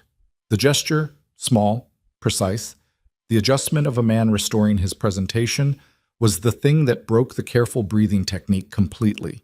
Not broke it, cracked it. She felt the crack run through her chest from sternum to somewhere below her ribs, the specific physical location of the thing that had been load-bearing for 7 years, and she felt the weight of everything that had rested on it shift. You knew him, she said. Marrow looked at her. You sat at our table, she said. I was a child, and you sat at our table and you ate dinner with my family, and you looked my father in the face. Her voice was still level, which cost her more than anything had cost her all evening. He trusted you. Yes, Marrow said. He did. And you built the mechanism that killed him anyway. Your father lived for 6 years after, you know what I mean. He was quiet. Tell me one true thing, she said. Not strategy, not management. One true thing. Marrow looked at her for a long moment with the expression she had finally identified. It was the expression of a man who had lived so long inside constructed versions of himself that the true thing had to travel a very long distance to reach his face. When it arrived, it looked unfamiliar on him, ill-fitting, like a coat that had once belonged to someone else. He was the best of us, Marrow said. Your father. The best of everything we were supposed to be in that city, and I knew it when I made the call. The footsteps reached the hallway door. Donna Reyes came through it with 3 agents behind her, 40s, efficient, the contained authority of a woman who had spent 16 years waiting for evidence to reach the threshold she needed. And here it was, and she moved through the hallway like someone crossing a room they had mentally crossed 1,000 times. She looked at Celine first. You okay? Yes. She looked at Alt, looked at Marrow, looked at the man sitting on the floor and the one with his back against the wall. She did a precise inventory of the hallway in 4 seconds, the way people did when their job required them to read physical situations correctly the first time. "Raymond Alt," she said, moving toward him. "You are under arrest." Alt looked at Marrow with the expression of a man hoping to be saved from something. Marrow did not look back at him. Reyes's second agent moved toward Marrow. Celine watched Marrow's face as the agent approached, watched him prepare, in real time, the version of himself he would carry into the next 2 years of legal proceedings, watched the construction happen with the practiced ease of a man who had been building versions of himself his entire life. He was already becoming the person his attorneys would present, already sealing off the thing he had just said in the hallway about Adrian Vale, already surviving. The agent said his name. Marrow nodded once, the nod of a man who had expected this and had decided to accept it with a particular kind of dignity, the dignity of someone who knew they would eventually walk away from it and could afford to perform grace in the interim. They put the cuffs on him, not the same as the others. Celine watched the distinction and felt it like a splinter. Alt fought the cuffs, not physically, but verbally, a torrent of names and lawyers and consequences that washed off Reyes's agent like water off something that had been sealed against it. Marrow accepted them as a temporary inconvenience, which was what they were for him, which was the thing she could not change tonight. Reyes came back to Celine. "Whitmore is in custody at the main entrance," she said. "He tried to leave and security stopped him." She paused, reading Celine's face with the attention of a woman who had learned to read faces professionally and personally over 16 years of shared purpose. "The affidavit challenge. You know." "I know. My team flagged the parallel legal preparation 2 weeks ago. I was going to call you." She said it without apology, which Celine appreciated. "I didn't call you because I needed tonight to happen. I needed the primary evidence public and on record, and I needed Alt in cuffs." She held Celine's gaze. "Marrow's charges will take longer." "How much longer?" "If the challenge holds, 2 years. If we build the secondary case from tonight's recordings and the financial chain," Reyes paused, 1 year, maybe less." "You're telling me to be patient." "I'm telling you the case is not over." Reyes looked at her with the particular directness of a woman who did not use comfort as currency. "You did tonight. Tonight is done. And it's enormous. 3 of the men who destroyed your family are in handcuffs within 100 feet of where we're standing." She paused. "Marrow walks out in temporary custody and comes back for his arraignment, and his attorneys make noise. And then we build the next piece." Celine looked at the hallway where Marrow had been standing, at the empty space he'd occupied, at the floor that held nothing. "He said my father was the best of us," she said. Reyes was quiet. He said it like it was a fact about the weather. "Men like Marrow." Reyes stopped, started differently. "They know the value of things. They just don't let the knowledge cost them anything." Celine put her phone in her pocket. The secondary device at her waistline had been recording since the East Service entrance, 94 minutes of audio that included everything Marrow had said in the hallway, including what he had said about the development project and about Adrian Vale. It was not the affidavit. It was not the direct testimony chain Reyes needed for the primary charge. But it was something.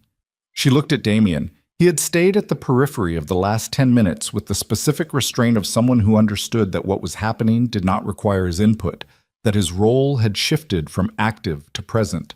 That presence was sometimes the thing. He was leaning against the wall with his arms crossed, and his expression was not quite readable, which she had stopped expecting to be permanent. She was beginning to understand that his unreadable expression was not armor, but something less organized than that. More like weather, more like a man whose internal state moved too fast for his face to consistently track. "What happens now?" he said. "Reyes takes over," she said. "The rest of tonight is federal. And after tonight." She looked at him, at the collar-open 2 buttons and the tear in his shirt sleeve and the dark eyes that had been looking at her with uncalibrated attention since the AV room. She thought about what he had ended tonight, the city hall relationships, the political covers, the elaborate social architecture of a man who had built his operation inside a system and had just, in the space of a hallway, stepped outside it. "I don't know," she said. It was the honest answer. From the ballroom, the noise had changed in character. No longer the alarm register of people encountering shock, but something more complicated. The layered sound of reporters and agents and fleeing guests, and the deep institutional grinding of something very large beginning to come apart. She could hear it through the walls, could feel it in the floor, the physical vibration of a structure under the kind of pressure it was not designed to withstand. Her phone buzzed, not a call. An alert from the news monitoring app she'd been running passively for 6 months, set to trigger on specific keywords. She looked at the screen. The headline read, "Veil Capital Files Surface at Chicago Gala. Senator Whitmore, Alt Capital. Founder among those detained." Her father's name in a headline. After 8 years of silence, after 8 years of the version of events that had buried him under his own alleged failures, her father's name in a headline that told a different story. She should have felt something clean about that, something resolved. Instead, she felt the crack in her chest widen, felt the load-bearing thing give a fraction more, felt the weight shift again, and this time it did not stop shifting. It just kept moving, redistributing across a structure that had held one specific shape for 7 years, and was now, whether she was ready or not, being asked to hold a different one. Her eyes burned. She did not blink. She stood in the hallway of the Varelli estate with her phone in her hand and Donna Reyes 3 feet away and Damien Voss watching her from the wall. And she did not blink, because she was not finished, because Marrow was not finished, because the thing she had built and the thing she had lost were not the same thing, and she had known that, always. But knowing it and standing inside it were different things. Always different things. Rhea's hand touched her arm, brief, professional, the contact of someone who understood its own limits. "The ballroom is a scene," she said. "I need you to come give a statement." "Give me a minute." "Celine." "1 minute," she said. Reyes looked at her, nodded once, moved away down the corridor. Celine stood in the narrow hallway and breathed. The equipment hummed somewhere in the walls. The rain was still coming down outside. She could hear it on the estate's roof, the same rain that had been falling all evening, the same city getting wet, indifferent to what had happened inside it, or not happened, or happened incompletely. She felt Damien straighten from the wall and come to stand beside her. Not in front of her, not talking, just beside her, in the way of someone who had decided that beside was where they were and didn't need to announce it or explain it. She stood there for 53 seconds. Then she turned toward the ballroom. The door at the far end of the corridor opened before she reached it. One of Reyes's agents, young, unfamiliar, held it and did not look at her face, which was correct procedure and which she was grateful for. She went through it. The ballroom was catastrophic in the way that formal spaces became catastrophic when the event inside them had exceeded the event's design. Overturned chairs, an abandoned champagne tower with the top tier knocked sideways and crystal pooled on the marble below, the massive LED walls still cycling through the last pages of the evidence files in automated loop, names and numbers and transaction records scrolling past in cold blue light above a room that had mostly emptied. A cluster of agents near the stage, 2 uniformed officers at the main entrance. The estate's own security staff standing with the particular lost quality of people whose authority had just been superseded by a larger authority and who had not yet been told what to do with themselves.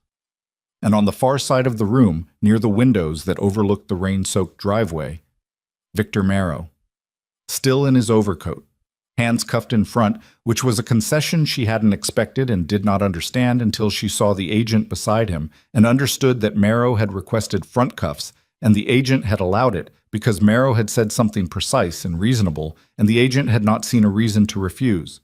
He was watching the LED walls. He was watching his own name scroll past in 48-point font above the ruins of the Black Orchid Gala. She watched him watch it. She looked for something in his face, for the crack she'd seen in the hallway, for the thing that had surfaced when he said her father was the best of us. It was not there.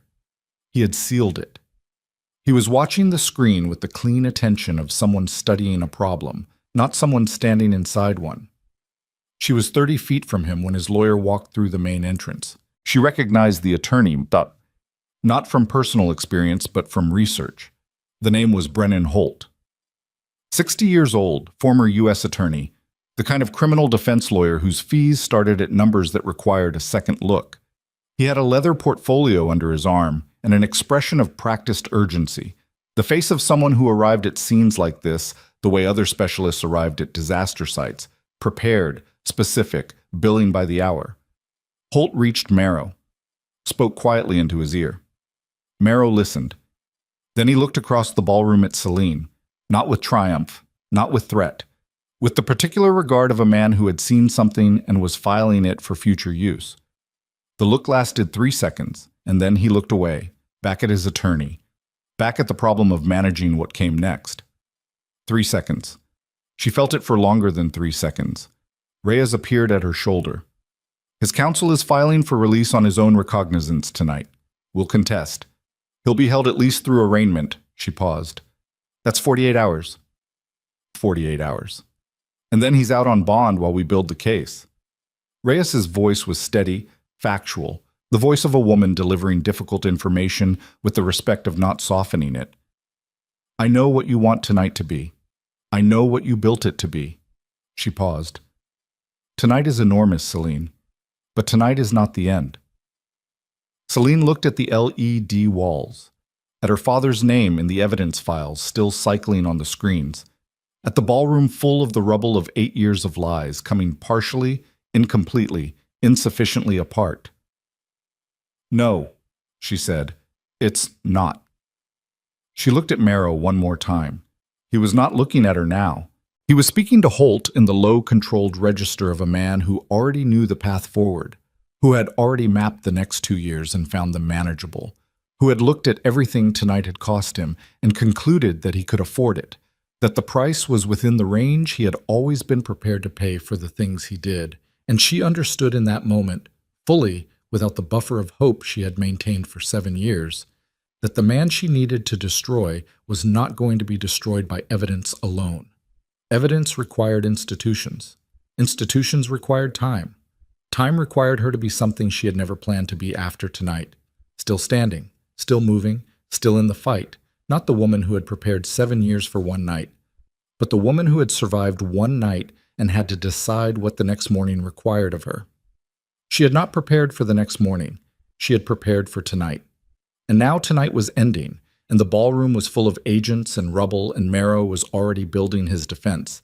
And she was standing in the wreckage of an incomplete victory with a cracked foundation and a federal timeline that stretched 2 years ahead of her, and no plan past the moment she was standing in, and behind her, somewhere in the ruins of the most exclusive party in Chicago, Damien Voss was watching her figure out what came. The night did not stop for her. That was the thing she had not fully prepared for. Not the incomplete victory, not Marrow's attorney, not the 48-hour window before he walked on bond. Those she had mapped in her worst-case scenarios had sat with in the dark hours of enough sleepless nights that they had lost the power to fully surprise her. What she had not prepared for was the night's refusal to pause. The federal machinery had engaged, and it did not care about her internal state. It moved forward with the impersonal momentum of a process that had been waiting for evidence and now had it and was consuming it, and she had to move with it or get left behind in the wreckage of the ballroom. Reyes needed her statement. Reyes needed it documented and signed and timestamped before Marrow's attorney could challenge the chain of custody on the recordings. Reyes needed her in a chair in the estate's private library with an agent across the table and a recorder running, and she needed it in the next 20 minutes. Celine gave it. She sat in a leather chair in a room full of books she would never read, and she answered questions in the flat, precise register of someone providing testimony, which was what she was doing. And she did it for 41 minutes, while through the library's single window she could see the driveway filling with vehicles and the press establishing positions at the gate, and the accumulated weight of 8 years of constructed false narrative beginning, slowly, to crack under the pressure of a single night's evidence. When it was done, she walked out of the library and found the hallway empty. She stood in the empty hallway for a moment with her hand against the wall. Not for support, just contact. Just the specific physical reality of a surface that was solid, that did not shift, that could be counted on to be where it was. She had done that intermittently throughout her life when the internal landscape became too much to navigate without an external anchor, and she had stopped being embarrassed about it years ago. The wall was cold and slightly rough under her palm. She was still standing there when Damien found her. He came from the direction of the main entrance. She heard him before she saw him, his particular footfall, which she had memorized without intending to across 2 years of 6 a.m. mornings. And when he came around the corner, he stopped 3 feet away and took in the sight of her with his hand against the wall and did not say anything immediately, which was the right call. "Reyes is done with you?" he said. "For tonight." Marrow's still in the East Wing. His attorney is arguing about the cuff configuration. He said it with a flatness that told her this bothered him in ways he wasn't going to fully articulate. "Reyes is holding." "She'll hold," Celine said, "through arraignment." "And then?" She took her hand off the wall, looked at him. He looked like a man who had come through something, not undone by it, but changed in grain, the way things changed when they'd been under pressure they weren't built for and had held anyway. The shirt still had the tear at the elbow. His hair had lost the precision of earlier in the evening. He looked, she thought, more like himself than he had at any point during the gala. 48 hours, she said, and then he's out on bond. And then his attorneys spend a year dismantling the testimony chain while Reyes builds the secondary case. "What do you do during the year?" She stopped. She had not thought about it. She had genuinely, structurally not thought about it, because her entire internal architecture had been oriented toward tonight as a terminal point, a resolution, the moment after which other things became possible. She had not built the after.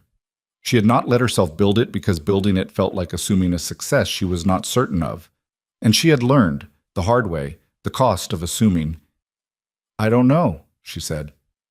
Damien was quiet for a moment. "You can't go back to Meridian," he said. "No."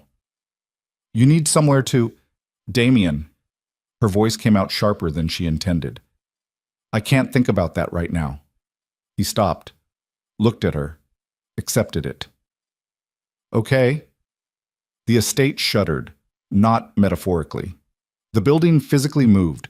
A concussive compression, felt more than heard, the kind of pressure wave that arrived before its own sound and registered in the chest before the ears caught up. Then the sound. A hard crack from the direction of the East Wing, sharp and structural, followed immediately by the secondary percussion of something falling. The hallway lights flickered. Celine was already moving. She didn't make the decision consciously. Her body made it before her mind finished processing the input, which was what happened when you'd spent months planning for contingencies and your nervous system had integrated the contingency list so deeply it ran on reflex. She was 10 feet down the hallway before she heard Damien behind her, and Rhea's voice from somewhere ahead, short and commanding, the voice of someone issuing orders they expected to be followed instantly. The East Wing corridor was full of smoke, not fire smoke, not yet, chemical smoke, the thick gray-white of something that had been detonated deliberately, a distraction device of the kind that produced maximum disorientation with minimum structural damage. It sat in the corridor at chest height, moving sluggishly in the air conditioning, and through it she could see 2 shapes that were Reyes' agents, and 1 shape that was moving differently from the agents, moving with the specific urgency of someone who had somewhere to be. Marrow. She didn't say his name. She ran. The smoke hit her eyes first, the burning, involuntary tearing that you couldn't train away, couldn't breathe through, just had to accept and function inside. She kept her chin down and her eyes as narrow as she could manage, and tracked the moving shape through the gray-white murk by sound as much as sight. He was moving fast for a 70-year-old man, which told her the cuffs were gone. Front cuffs, she thought. Holt had requested front cuffs. A small, precise request from a very good attorney who had been 3 steps ahead all evening. And he knew where he was going, which meant the smoke device had been placed deliberately, and someone on the inside had given him the layout. Her lungs were burning by the time she hit the East Service door. It was open. The rain came through it like a wall. Cold, hard. The November Chicago rain that had been falling all evening and had no interest in stopping for anyone's personal reckoning. She went through the door and the cold hit her with a physical force that contracted everything, her chest, her throat, the muscles across her shoulders, and she stood on the service step for 1 second, orienting herself in the dark. The service road ran along the east side of the estate, narrow and poorly lit, the functional infrastructure of a building that didn't want its maintenance visible. A vehicle was idling 20 meters down the road. Dark SUV, engine running, the red glow of brake lights in the rain. Marrow was 8 meters ahead of her. His wrists were together in front of him, the cuffs still on, the chain between them, which meant Holt had gotten him a key but not enough time to remove the hardware entirely. He was moving in a half run that the cuffs made asymmetric, his arms held low to balance against the constraint. She ran. The asphalt was wet and her shoes had no grip. The flat shoes she'd worn as the Maid, functional for interior work and nearly useless for a chase on a rain-slicked service road. And she caught the ground wrong on the third stride and went down hard on her left knee and one palm, the impact sending a white shock up through the joint that she registered, tagged as non-catastrophic, and stood back up from in the same motion. Her palm was bleeding. She didn't look at it. 7 meters. "Marrow," she said. He didn't slow. 5 meters. She was faster than he was. Had been faster from the moment she hit the service step, because she was 31 and he was 70, and the gap was closing regardless of the shoes. She could see the set of his shoulders, the slight forward lean of a man who had made his decision and was committed to it with everything he had left. She caught his arm at the elbow. He turned. For a man of his age and his build, the turn was faster than it should have been. She read it late and caught the edge of his shoulder in her sternum instead of making the controlled stop she'd intended, and the impact sent her back 2 steps and him sideways into the estate wall. And for 3 seconds they were both stationary in the rain, both breathing hard, both looking at each other across a distance of 4 feet with the weather coming down between them. His face was different out here. The smoke had done something to the managed presentation. His eyes were red at the edges from the chemical irritant. His white hair was flat with rain. The overcoat had a tear at the shoulder she didn't know the origin of. He looked his age. He looked, for the first time since she had seen him tonight, like a man who had been running. "Get in the car," he said. To the SUV, not to her. The SUV's door opened. A man got out. Large, moving with professional intent, the specific body language of someone whose job was physical and who was good at it. He looked at Celine the way a problem looked at its solution. Her heart was hitting the inside of her chest, like something trying to get out. "Don't," Damien said. He was behind her. She didn't know how far back, hadn't heard him in the rain, and his voice came from close enough that she felt as much as heard it, the controlled quiet of a man who had been in enough rooms where things could go wrong to know that volume was not the variable that mattered. The large man stopped. He looked at Damien, looked at Marrow. Marrow's face made a small, contained movement. "This is finished," he said, to Damien. "You understand what you're doing. You understand what it costs." "I know what it costs," Damien said. "Everything you've built." "Victor." Damien's voice was flat and very final. "I grew up watching my father make the deal you're offering. I watched where it went." He paused. "Not interested." Marrow looked at him for a long moment. The rain was soaking through everyone. Somewhere behind them in the estate, there were voices. Rhea's team, reorganizing after the smoke, moving toward the east exit, maybe 40 seconds. Marrow looked at Celine. "You can't win this without the testimony chain," he said. "You know that." "I know," she said. "Then what are you doing?" "Stopping you from running." She looked at him with everything she had left, which was not much and was at the same time the most consolidated thing she had ever brought to bear on a single moment. "You can run and Reyes loses your location for 48 hours, and your attorneys get you positioned before the arraignment. I know that." She breathed. The rain was in her eyes. Her knee was communicating information she was ignoring. "Or you stay. And I tell Reyes about the conversation in the hallway, about the development project and the federal channels and everything you said, on recording, about my father. My attorneys will challenge it, yes, in a year, maybe 2. She held his gaze. "But you said it, and it's on record, and every federal investigator who has ever looked at Marrow Group and come up empty now has a thread." She paused. "You know what you said. You know what it sounded like." The rain came down. Marrow was very still. "You said he was the best of us," Celine said. Her voice did the thing it had been doing all night, staying level at cost, staying functional, staying in the register that was useful, and not the register that was true. You knew that when you made the call. You said that. On a recording that I will give to every investigator, every journalist, every congressional office that files a request in the next 2 years. She breathed. I cannot put you in handcuffs tonight, but I can make the next 2 years cost you more than you've ever paid for anything. Behind her, she heard the east service door bang open.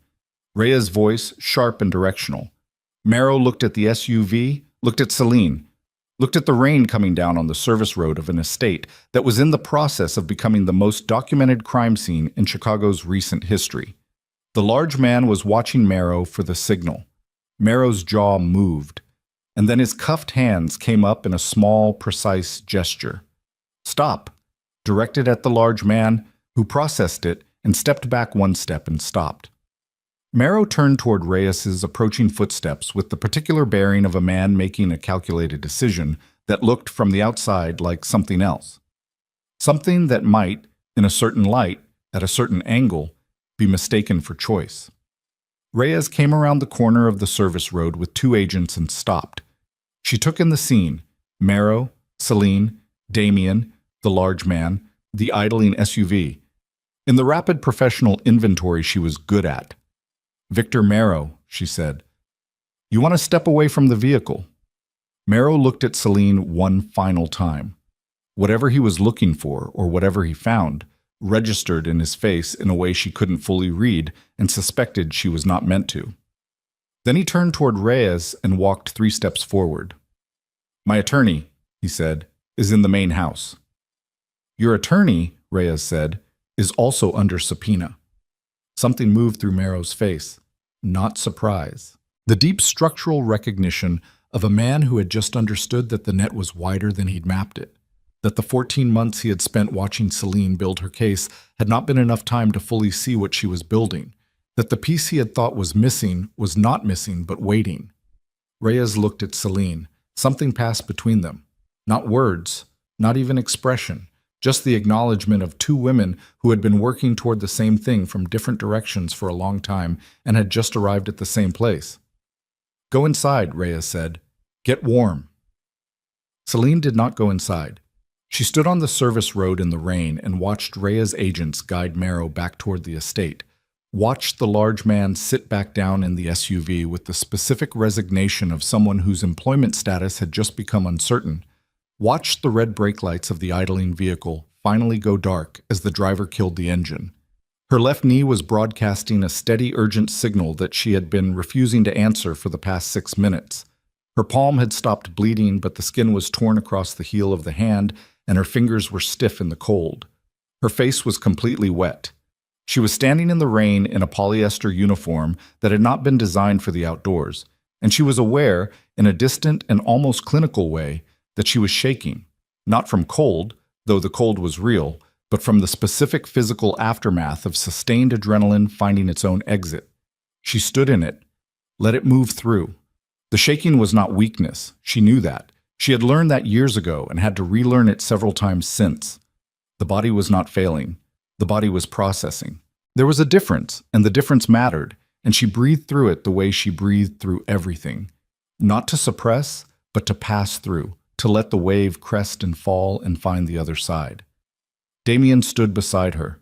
He had blood on his hand. She saw it when the security light at the service door caught the angle. From the earlier scuffle in the hallway, a cut at the knuckle of his first 2 fingers that he had not mentioned or addressed.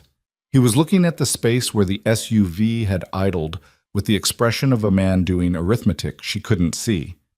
Your hand, she said. He looked at it. It's fine. It's not fine. It's manageable. She looked at him. He looked at her.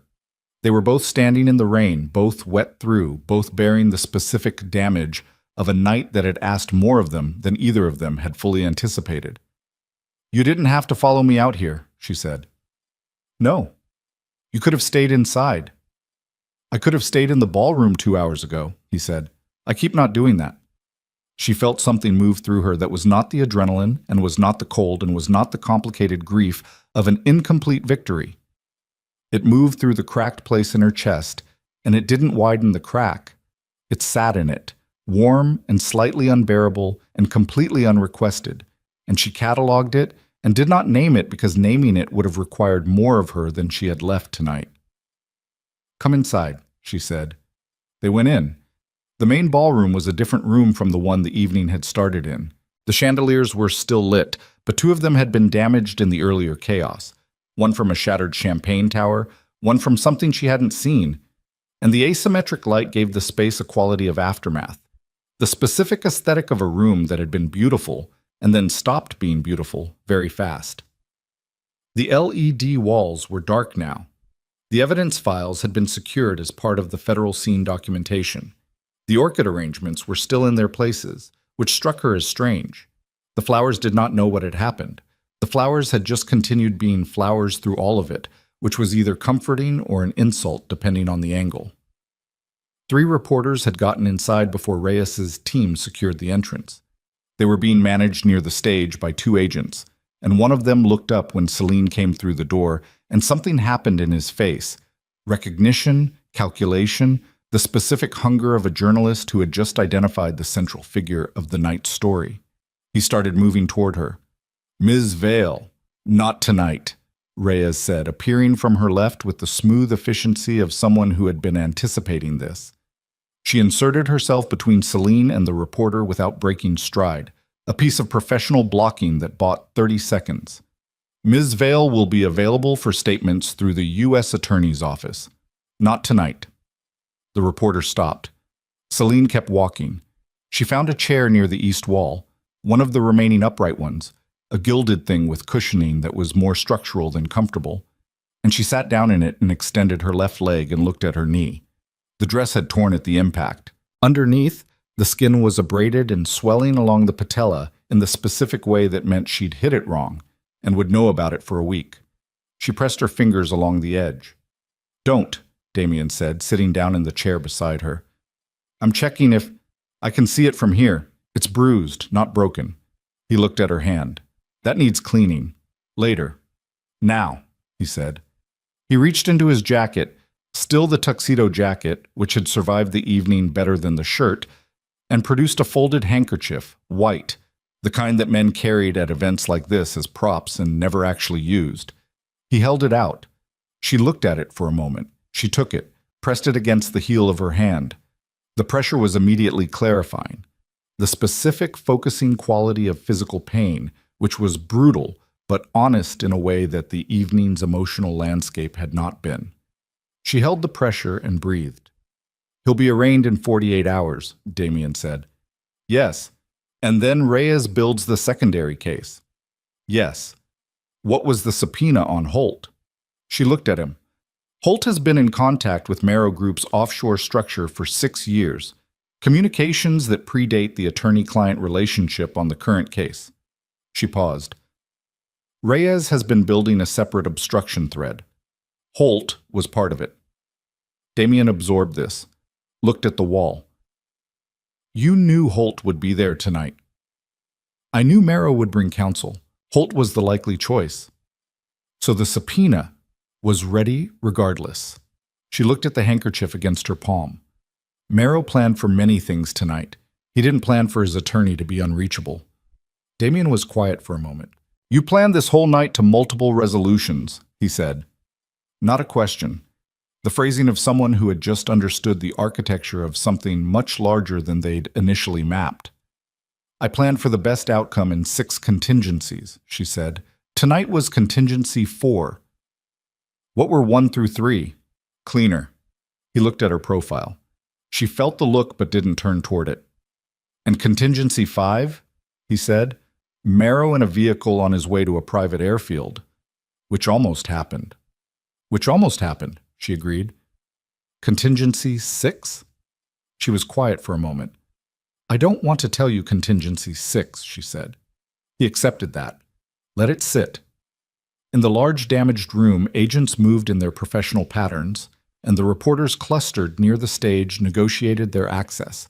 And somewhere in the East Wing, Victor Marrow was being resecured in a room with his attorney, his compromised attorney, the detail that had landed like the last precise piece of a 7-year construction. And the rain continued outside, and the estate's clock on the north wall read 11:47 p.m. Her phone rang. She looked at it. Unknown number. Chicago area code. She answered. Ms. Vale.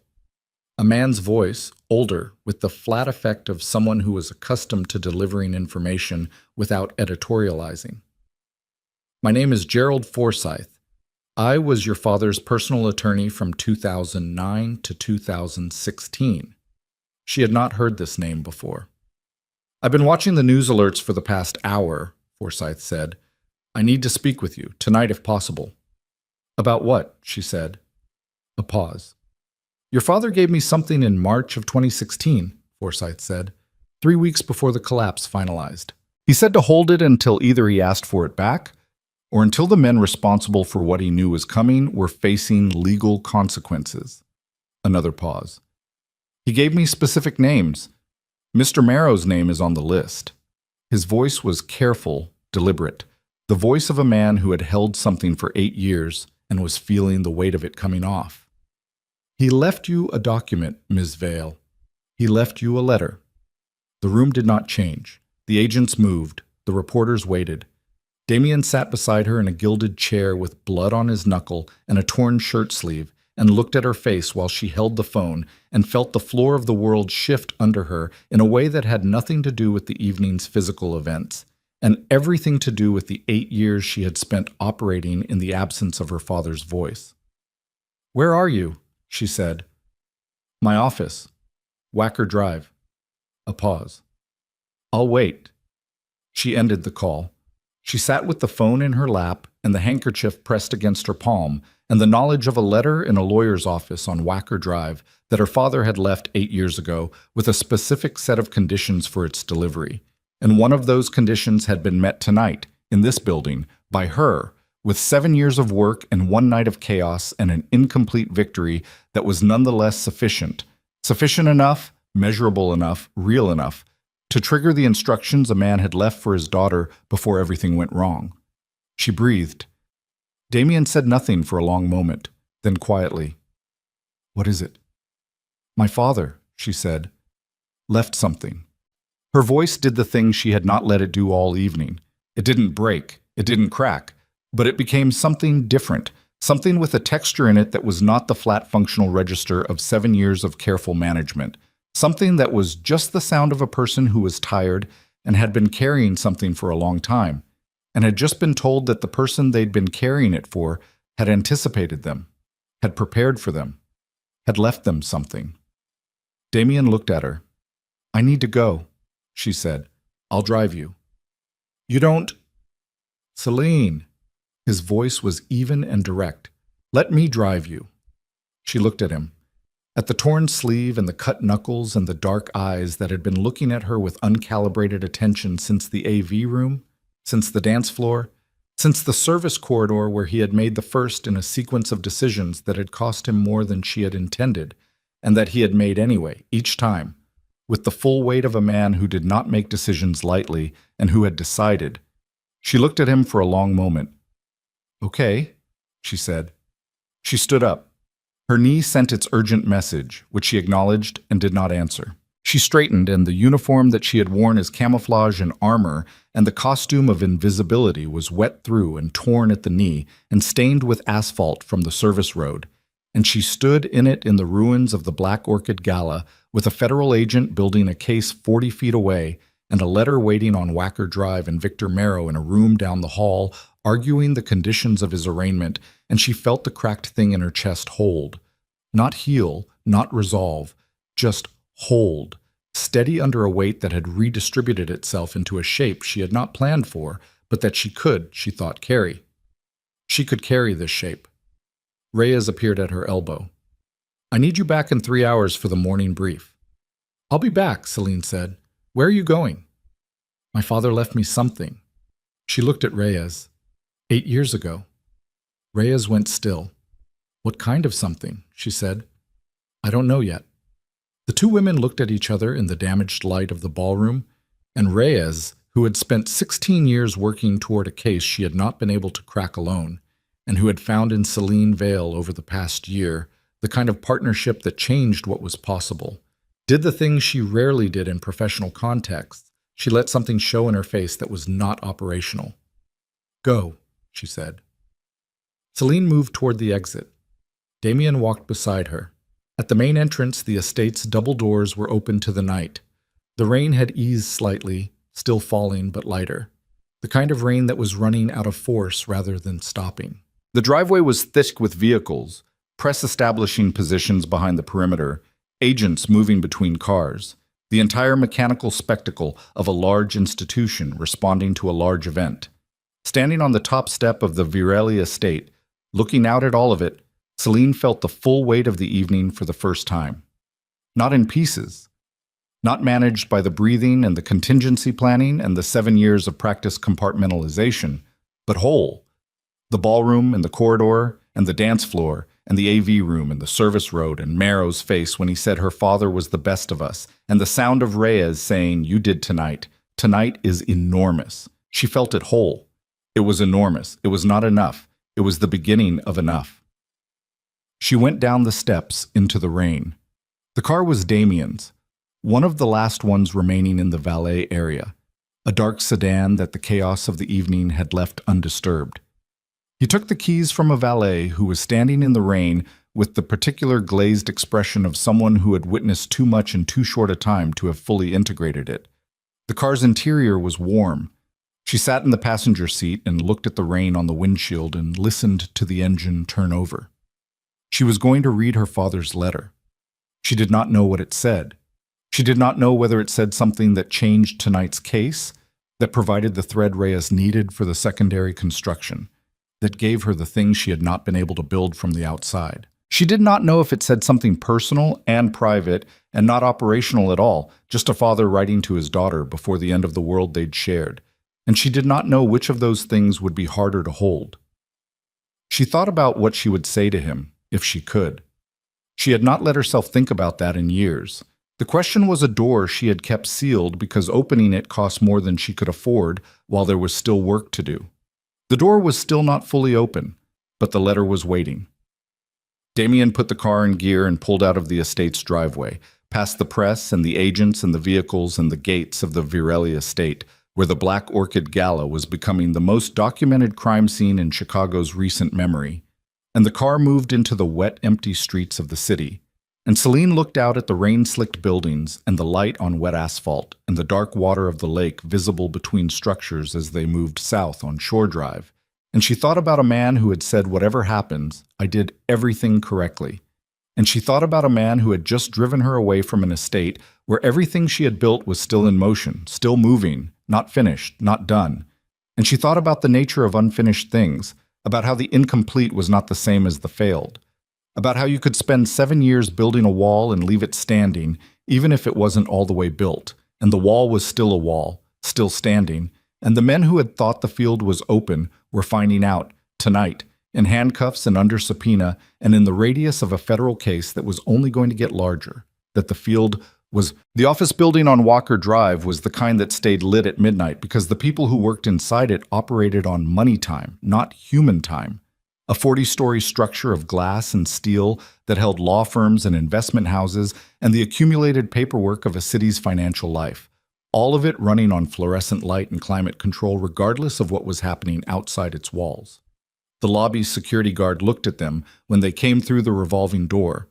Celine in her torn uniform, Damien with blood dried at his knuckle, and made the calculation that the building's tenant directory justified, buzzed them through without comment. Gerald Forsythe's office was on the 22nd floor. The elevator was silent and fast, and Celine watched the floor numbers climb and did not think about what she was going to find in the office, because thinking about it was not something she could do in a moving elevator at midnight after the night she had just come through without the floor of herself giving way completely. She thought instead about the lobby guard's face, the practiced incuriosity of someone who had learned to process the full range of human states that arrived in a building's lobby, and to treat them all with the same functional neutrality. She found it calming, the existence of people who were professionally required to be calm. The elevator opened.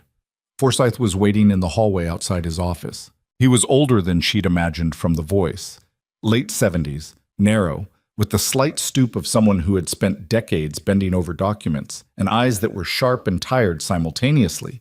The eyes of someone who had been carrying a thing for a long time and was feeling the specific relief of being allowed to put it down. He looked at her face and then looked away in the careful manner of someone who understood that the face in front of him had been through something recent and significant, and that the correct response was not to acknowledge it directly.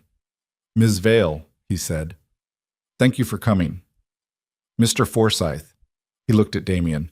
"He's with me," she said. Forsyth nodded once and led them into the office.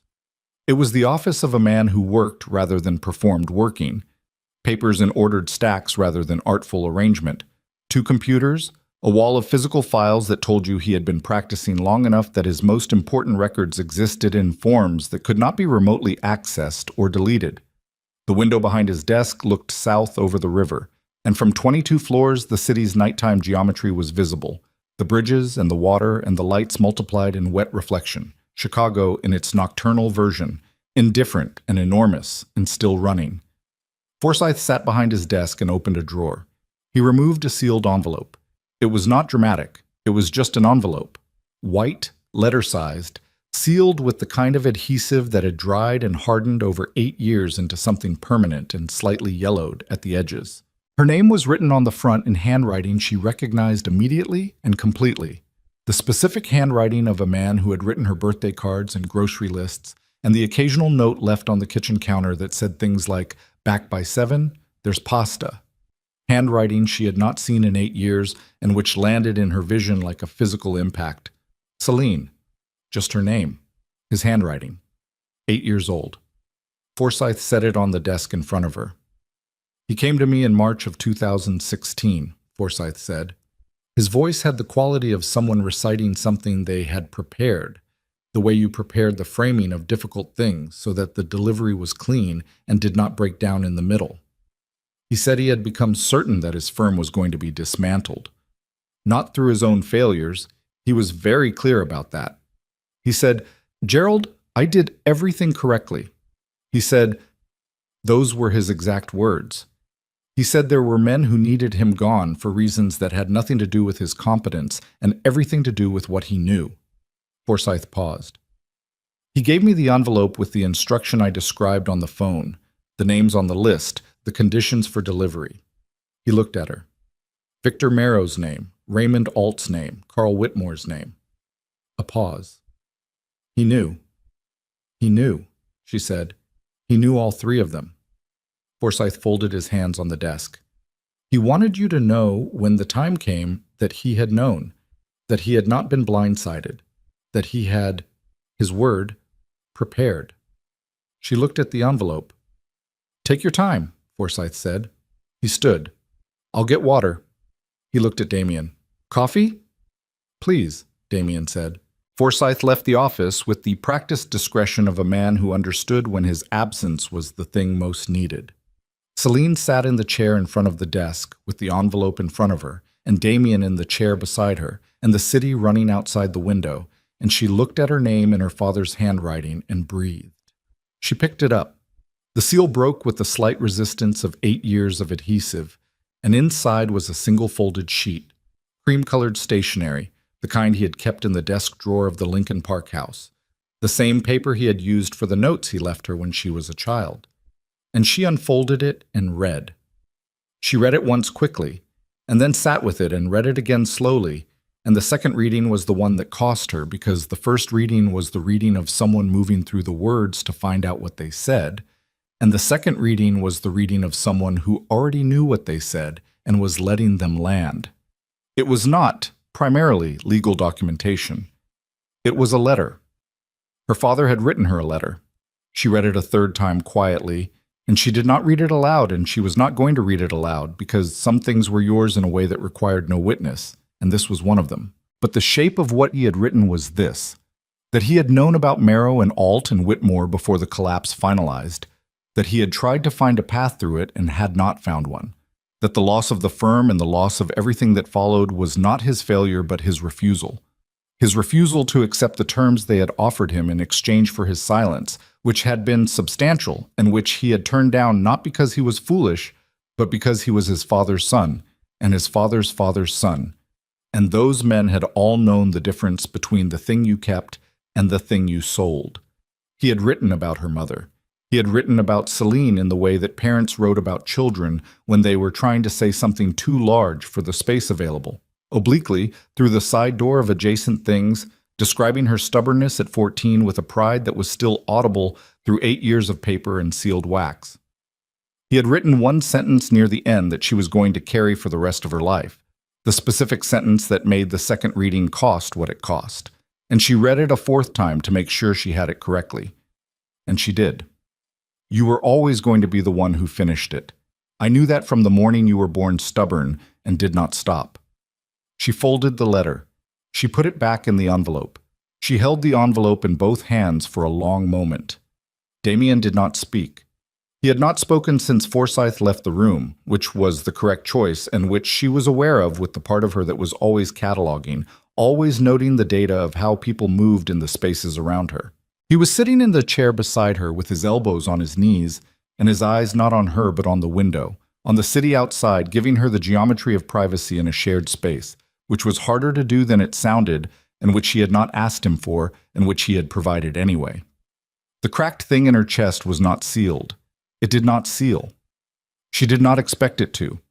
But the letter was in her hands, and her father had written her name in his handwriting, and he had known, and he had told her 8 years late and exactly on time that she had been right to finish it, that the finishing was hers by some inheritance she had not chosen and would not have chosen and had carried anyway across 7 years and 1 night and a service road in November rain.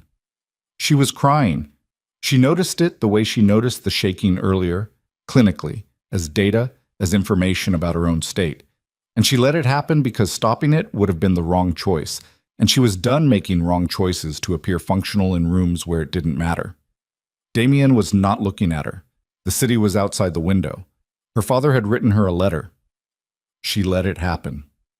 Forsyth came back with water and coffee and set them on the desk without looking at her face, which was both professional and kind, and sat back down behind his desk with the patience of a man who had spent 50 years in rooms where people received difficult things and had learned that the room needed to hold it. After a while, she said, "Is there anything else?" Forsyth reached back into the drawer, removed a second, smaller envelope.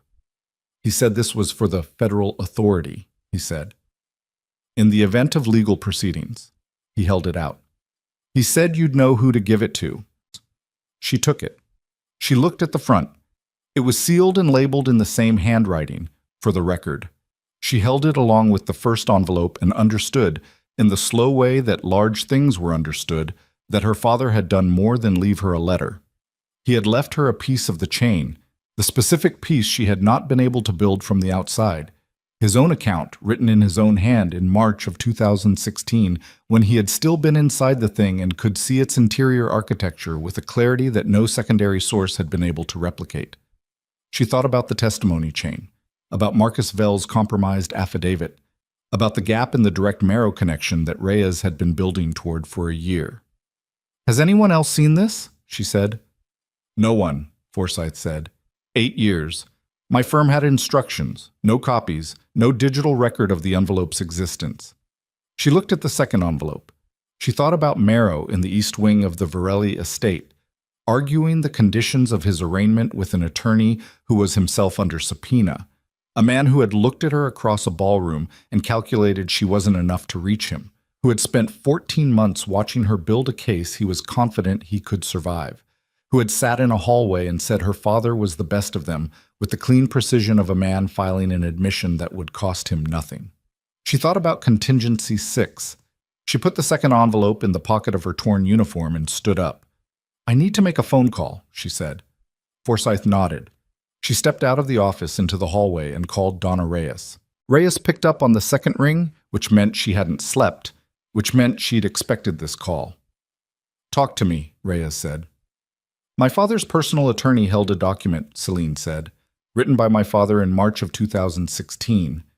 First-person account of the coordination between Marrow, Alt, and Whitmore. Interior documentation cites he was inside the mechanism when he wrote it." She paused. "Chain of custody is clean. Attorney sealed for 8 years, no copies, no digital exposure. A silence on the line that had a specific quality. The silence of someone doing very fast arithmetic and reaching a number they had not expected. That's, Reyes said. She stopped, started again. That closes the direct marrow connection. It closes it, Celine said, without reliance on the Vell affidavit. Without reliance on the Vell affidavit. Another silence. Celine.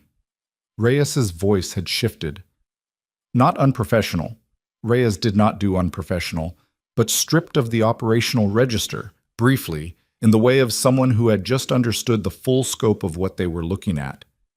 Your father built a fail-safe. Yes, she said. He built it for you. Yes. The hallway was quiet. 22 floors up, the building's climate system ran its low hum. Below it, barely audible, the city. I'm sending someone to you in 40 minutes, Reyes said. Don't let that document out of your hands until then. Understood. And Celine. A pause. Tell your father's attorney that his client's name is going to appear correctly in every record going forward. She paused again. That's a promise from this office. The call ended. She stood in the hallway for a moment with her hand against the wall, that habit again, that anchor, and felt the second envelope in her pocket and her father's letter in the other, and the weight of both, which was not the same weight, but occupied the same space, the same place in her chest where the load-bearing thing had cracked and was learning its new shape. She went back into the office. Damien had moved to the window while she was gone, was standing with his hands in his pockets looking out at the city in the way of someone who had given himself permission to be somewhere for no productive reason and was surprised by how it felt. He turned when she came in. She looked at him across Forsyth's office with its stacked papers and its wall of physical files and its view of the city running in the rain. The second envelope, she said. It's what Reyes needs for the marrow connection. He absorbed this, looked at the envelope visible in her pocket, looked at her face. Your father.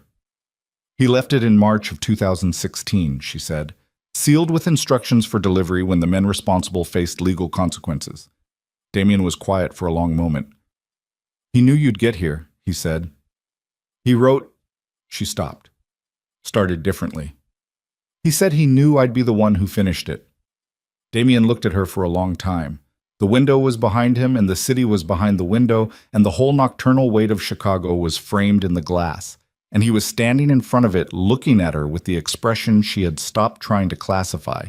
The expression that was not armor and not management, but the unmediated face of a man who had decided something irrevocably and was at peace with having decided it. He was right, Damien said. She felt that land. Forsyth brought them each a glass of water, and they drank it standing, and nobody said anything for a while, and the city ran outside the window, and at 1:17 a.m. Reyes's agent arrived, and Celine handed over the second envelope with the specific care of someone passing something irreplaceable, and watched the agent seal it in an evidence bag and sign the chain of custody documentation, and felt the shift of something large moving from her hands into the mechanism of the institution that would carry it the rest of the way. She had carried it as far as she could carry it. Now it moved. They left Forsyth's office at 1:34 a.m. The elevator down was the same as the elevator up. Silent. Fast. But the quality of the silence was different, the way all silences were different depending on what had just happened in the spaces between. Celine stood in it with her arms at her sides and looked at her reflection in the elevator's polished doors. The torn uniform, the scraped palm wrapped in Damien's handkerchief, the face that had been through the full catalog of the night and wore all of it in ways she was not going to try to read at this hour. The lobby guard looked up when they came through, gave them the same functional nod as before. Outside, the rain had stopped. She stood on the sidewalk on Wacker Drive and looked up at the sky, which was not clear. The clouds were still there, low and dense, the kind that sat over the city for days at a time in November. But the rain had stopped and the air was cold and clean in the specific way of air after rain, washed of everything that had been in it before. Damien stood beside her. "Where do you go?" he said. It was the question of the night, the question that kept arriving, and she kept not having an answer for it, because the answer required a version of the future she had not built yet. She had spent 7 years not building the future.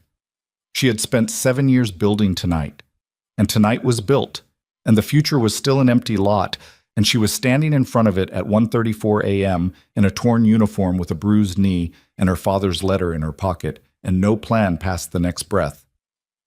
"I don't know yet," she said. "Okay," he said. They stood on the sidewalk for a moment in the stopped rain. "I had a building," she said. "My father's firm had a building, on the north side. They liquidated everything, but the building stayed in legal limbo for 6 years while the estate proceedings ran through the courts." She paused. "Reyes told me 8 months ago that the liquidation challenge was likely to resolve in the estate's favor. My father's estate." She looked at the street. "My estate." Damien was listening. "It's a gutted building," she said. 7 floors, half of them stripped. It would take a year of work to make it operational." She paused. "I've been thinking about what you do with a gutted building." She looked at him. "Whether gutted is the same as empty, or whether it's more like cleared, ready." He looked at her. The expression on his face was the one she had stopped trying to classify, and she stopped trying now too, because classifying it was not the point. The point was that it was there, and it was real, and it was the expression of a man who had walked away from everything he'd built inside a system in order to stand on a sidewalk on Wacker Drive at 1:34 a.m. and listen to a woman describe a gutted building on the north side, and who did not look like a man who had made a mistake. "Cleared," he said. "I think cleared," she said. He nodded once. They got back in the car. 12 days later, Victor Merrow's arraignment produced charges that included criminal conspiracy, financial fraud, and obstruction of justice, with the Merrow Group's offshore structure named as a co-defendant in 3 counts. The direct connection established by Adrian Vale's 2016 document was cited in the charging brief as primary evidentiary foundation. Merrow's attorneys filed their testimony challenge the same morning, and Reyes' team filed their counter-response the same afternoon, and the legal machinery engaged with the grinding efficiency of something that had been waiting for this specific fuel for a very long time. Merrow was denied release on his own recognizance. Brennan Holt surrendered his bar license pending the obstruction investigation. Senator Whitmore resigned from his seat on a Tuesday morning, issuing a statement through his communications office that used the phrase "pursuing other opportunities" with the desperate blandness of a man who had run out of language for what was actually happening to him. The statement generated 400,000 views on social media in the first hour, almost all of them from people who recognized the phrase for what it was, and found the gap between the language and the reality either darkly funny or simply dark. Raymond Alt's trial date was set for the following March. In a federal courthouse on South Dearborn, in a record that would be part of the public archive for as long as records were kept, the name Adrian Vale appeared not as a failed financier and cautionary tale, but as a man who had documented a conspiracy against himself with precision and foresight, and had left the documentation in a sealed envelope with instructions that had been followed exactly 8 years later by his daughter. The record said, "The foregoing evidence, provided in original sealed form by the estate of Adrian Vale, establishes beyond reasonable doubt." The record said his name correctly. Celine read that line in a coffee shop in Wicker Park on a Thursday morning in December, 4 weeks after the gala, with a cup of black coffee going cold beside her laptop and the gray winter light coming through the window and the street outside, running with the ordinary life of the city. She read the line and sat with it for a long time. She did not cry. She had done her crying in Forsyth's office at midnight, and she had done more of it alone in the apartment in Pilsen in the days that followed, private and sufficient, the kind of grief that was not performance and not weakness, but the body's own accounting of what it had held. She had paid that debt to herself. The line on the screen said her father's name correctly. She closed the laptop. The building on the north side was hers as of November 30th, the estate judgment having come through with the specific timing of things that had been building toward resolution for years and then resolved all at once. She had walked through it twice, once alone, once with a contractor named Rita, who had spent 20 years rebuilding spaces and who looked at the stripped floors and the bare walls and the water damage on the 3rd floor ceiling and said, without drama, This is 6 months of work, maybe 8. Here's what it costs. And handed Celine a number that was large but not impossible. Not impossible was a category she had learned to work with.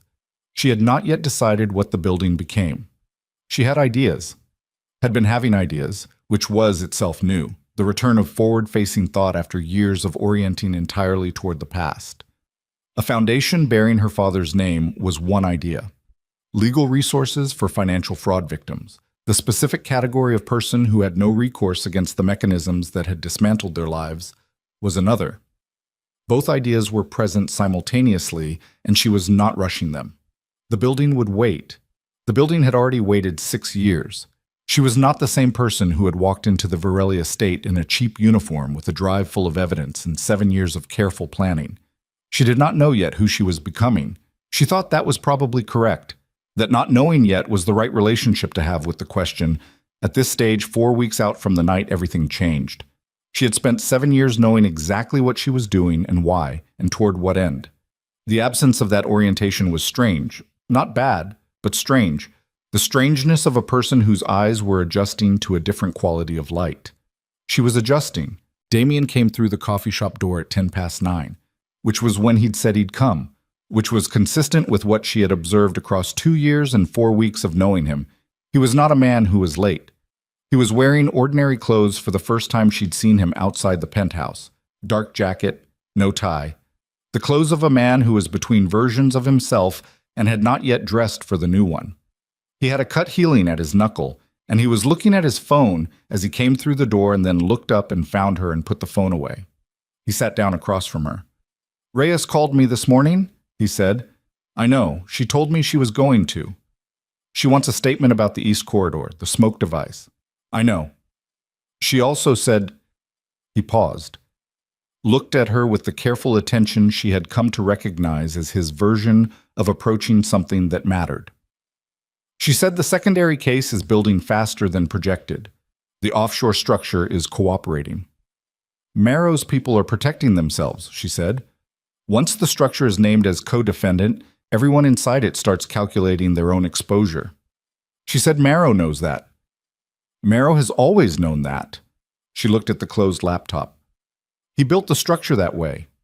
Insulated himself at the top, distributed the liability downward. He thought it would protect him. It protected him until it didn't. She paused. Now it eats him. Damien was quiet for a moment. He looked out the window at the street and then back at her. "How are you?" he said. The question was direct and simple and had no cushioning around it, which was how he asked questions when he meant them, rather than when he was performing the asking of them. She had learned the difference. "Better than last week," she said. "Better than the week before that." "That's directional." "It's what I have right now." He nodded, accepted it. Picked up her cold coffee by mistake, realized it was hers, started to set it back. She gestured, "Go ahead." He drank it without comment. "The building," he said. "I have the contractor's estimate." "And?" "And it's manageable." She looked at him. "You said you'd rebuilt before. 3 times.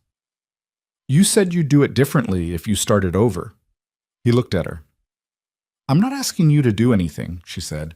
"I'm saying I have a gutted building and a contractor and a set of ideas that are not yet fully formed, and you said you'd do it differently."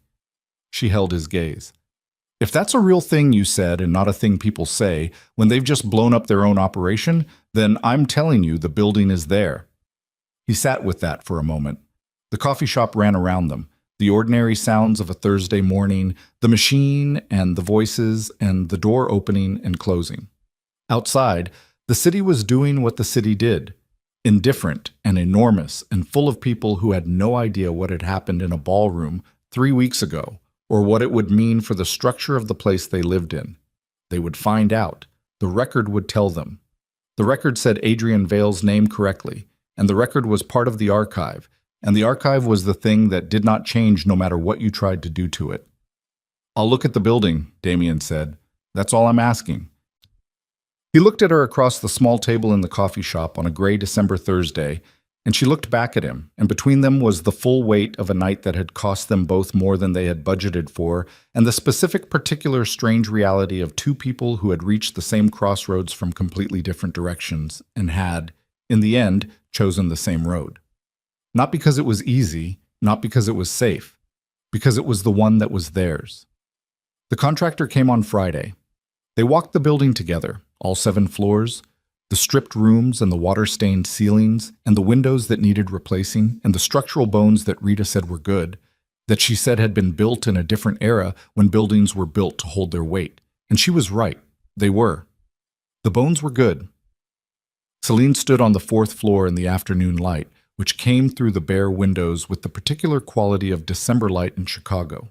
Low-angled, clear, the kind that showed you everything without flattering any of it. And she looked at the stripped room and the bones of the thing, and thought about what it had been and what it could become, and the distance between those 2 points, which was not nothing but was also not impossible. Behind her, Damien was talking to Rita about load-bearing walls. She listened to his voice, the precise way he asked questions about structural things, the same precision she had observed in the penthouse and across a ballroom and in a service corridor and on a rain-slicked road. And she felt the building around her, its cold and its silence and its patience, the patience of a structure that had been waiting without knowing it was waiting. She had built something in this city that could not be undone. Her father's name was in the record. The men who had ended his world were in a process they could not exit. The building on the north side had good bones. She turned toward the window and looked out at the city, the skyline in December light, the lake beyond it going dark at the edges, the whole enormous, indifferent architecture of a place that had been unkind to her family and was going to be the place she rebuilt in anyway, because you rebuilt in the city that made you. That was the only way it worked. That was what her father had done and his father before him. And the stubbornness of it was not separate from the love of it, was the same thing, had always been the same thing. She put her hand against the wall, cold, slightly rough, solid. She breathed. 4 counts in, hold, 4 counts out. The light moved across the floor as the afternoon turned, slow and certain, the way light moved through all the rooms of all the days that came after the hardest night, steady and indifferent and full of the particular grace of things that did not require you to be ready for them, that arrived on their own schedule regardless, that lit whatever was there to be lit and asked nothing in return. Damien came to stand beside her at the window. They stood in the light together. Below them, the city ran on.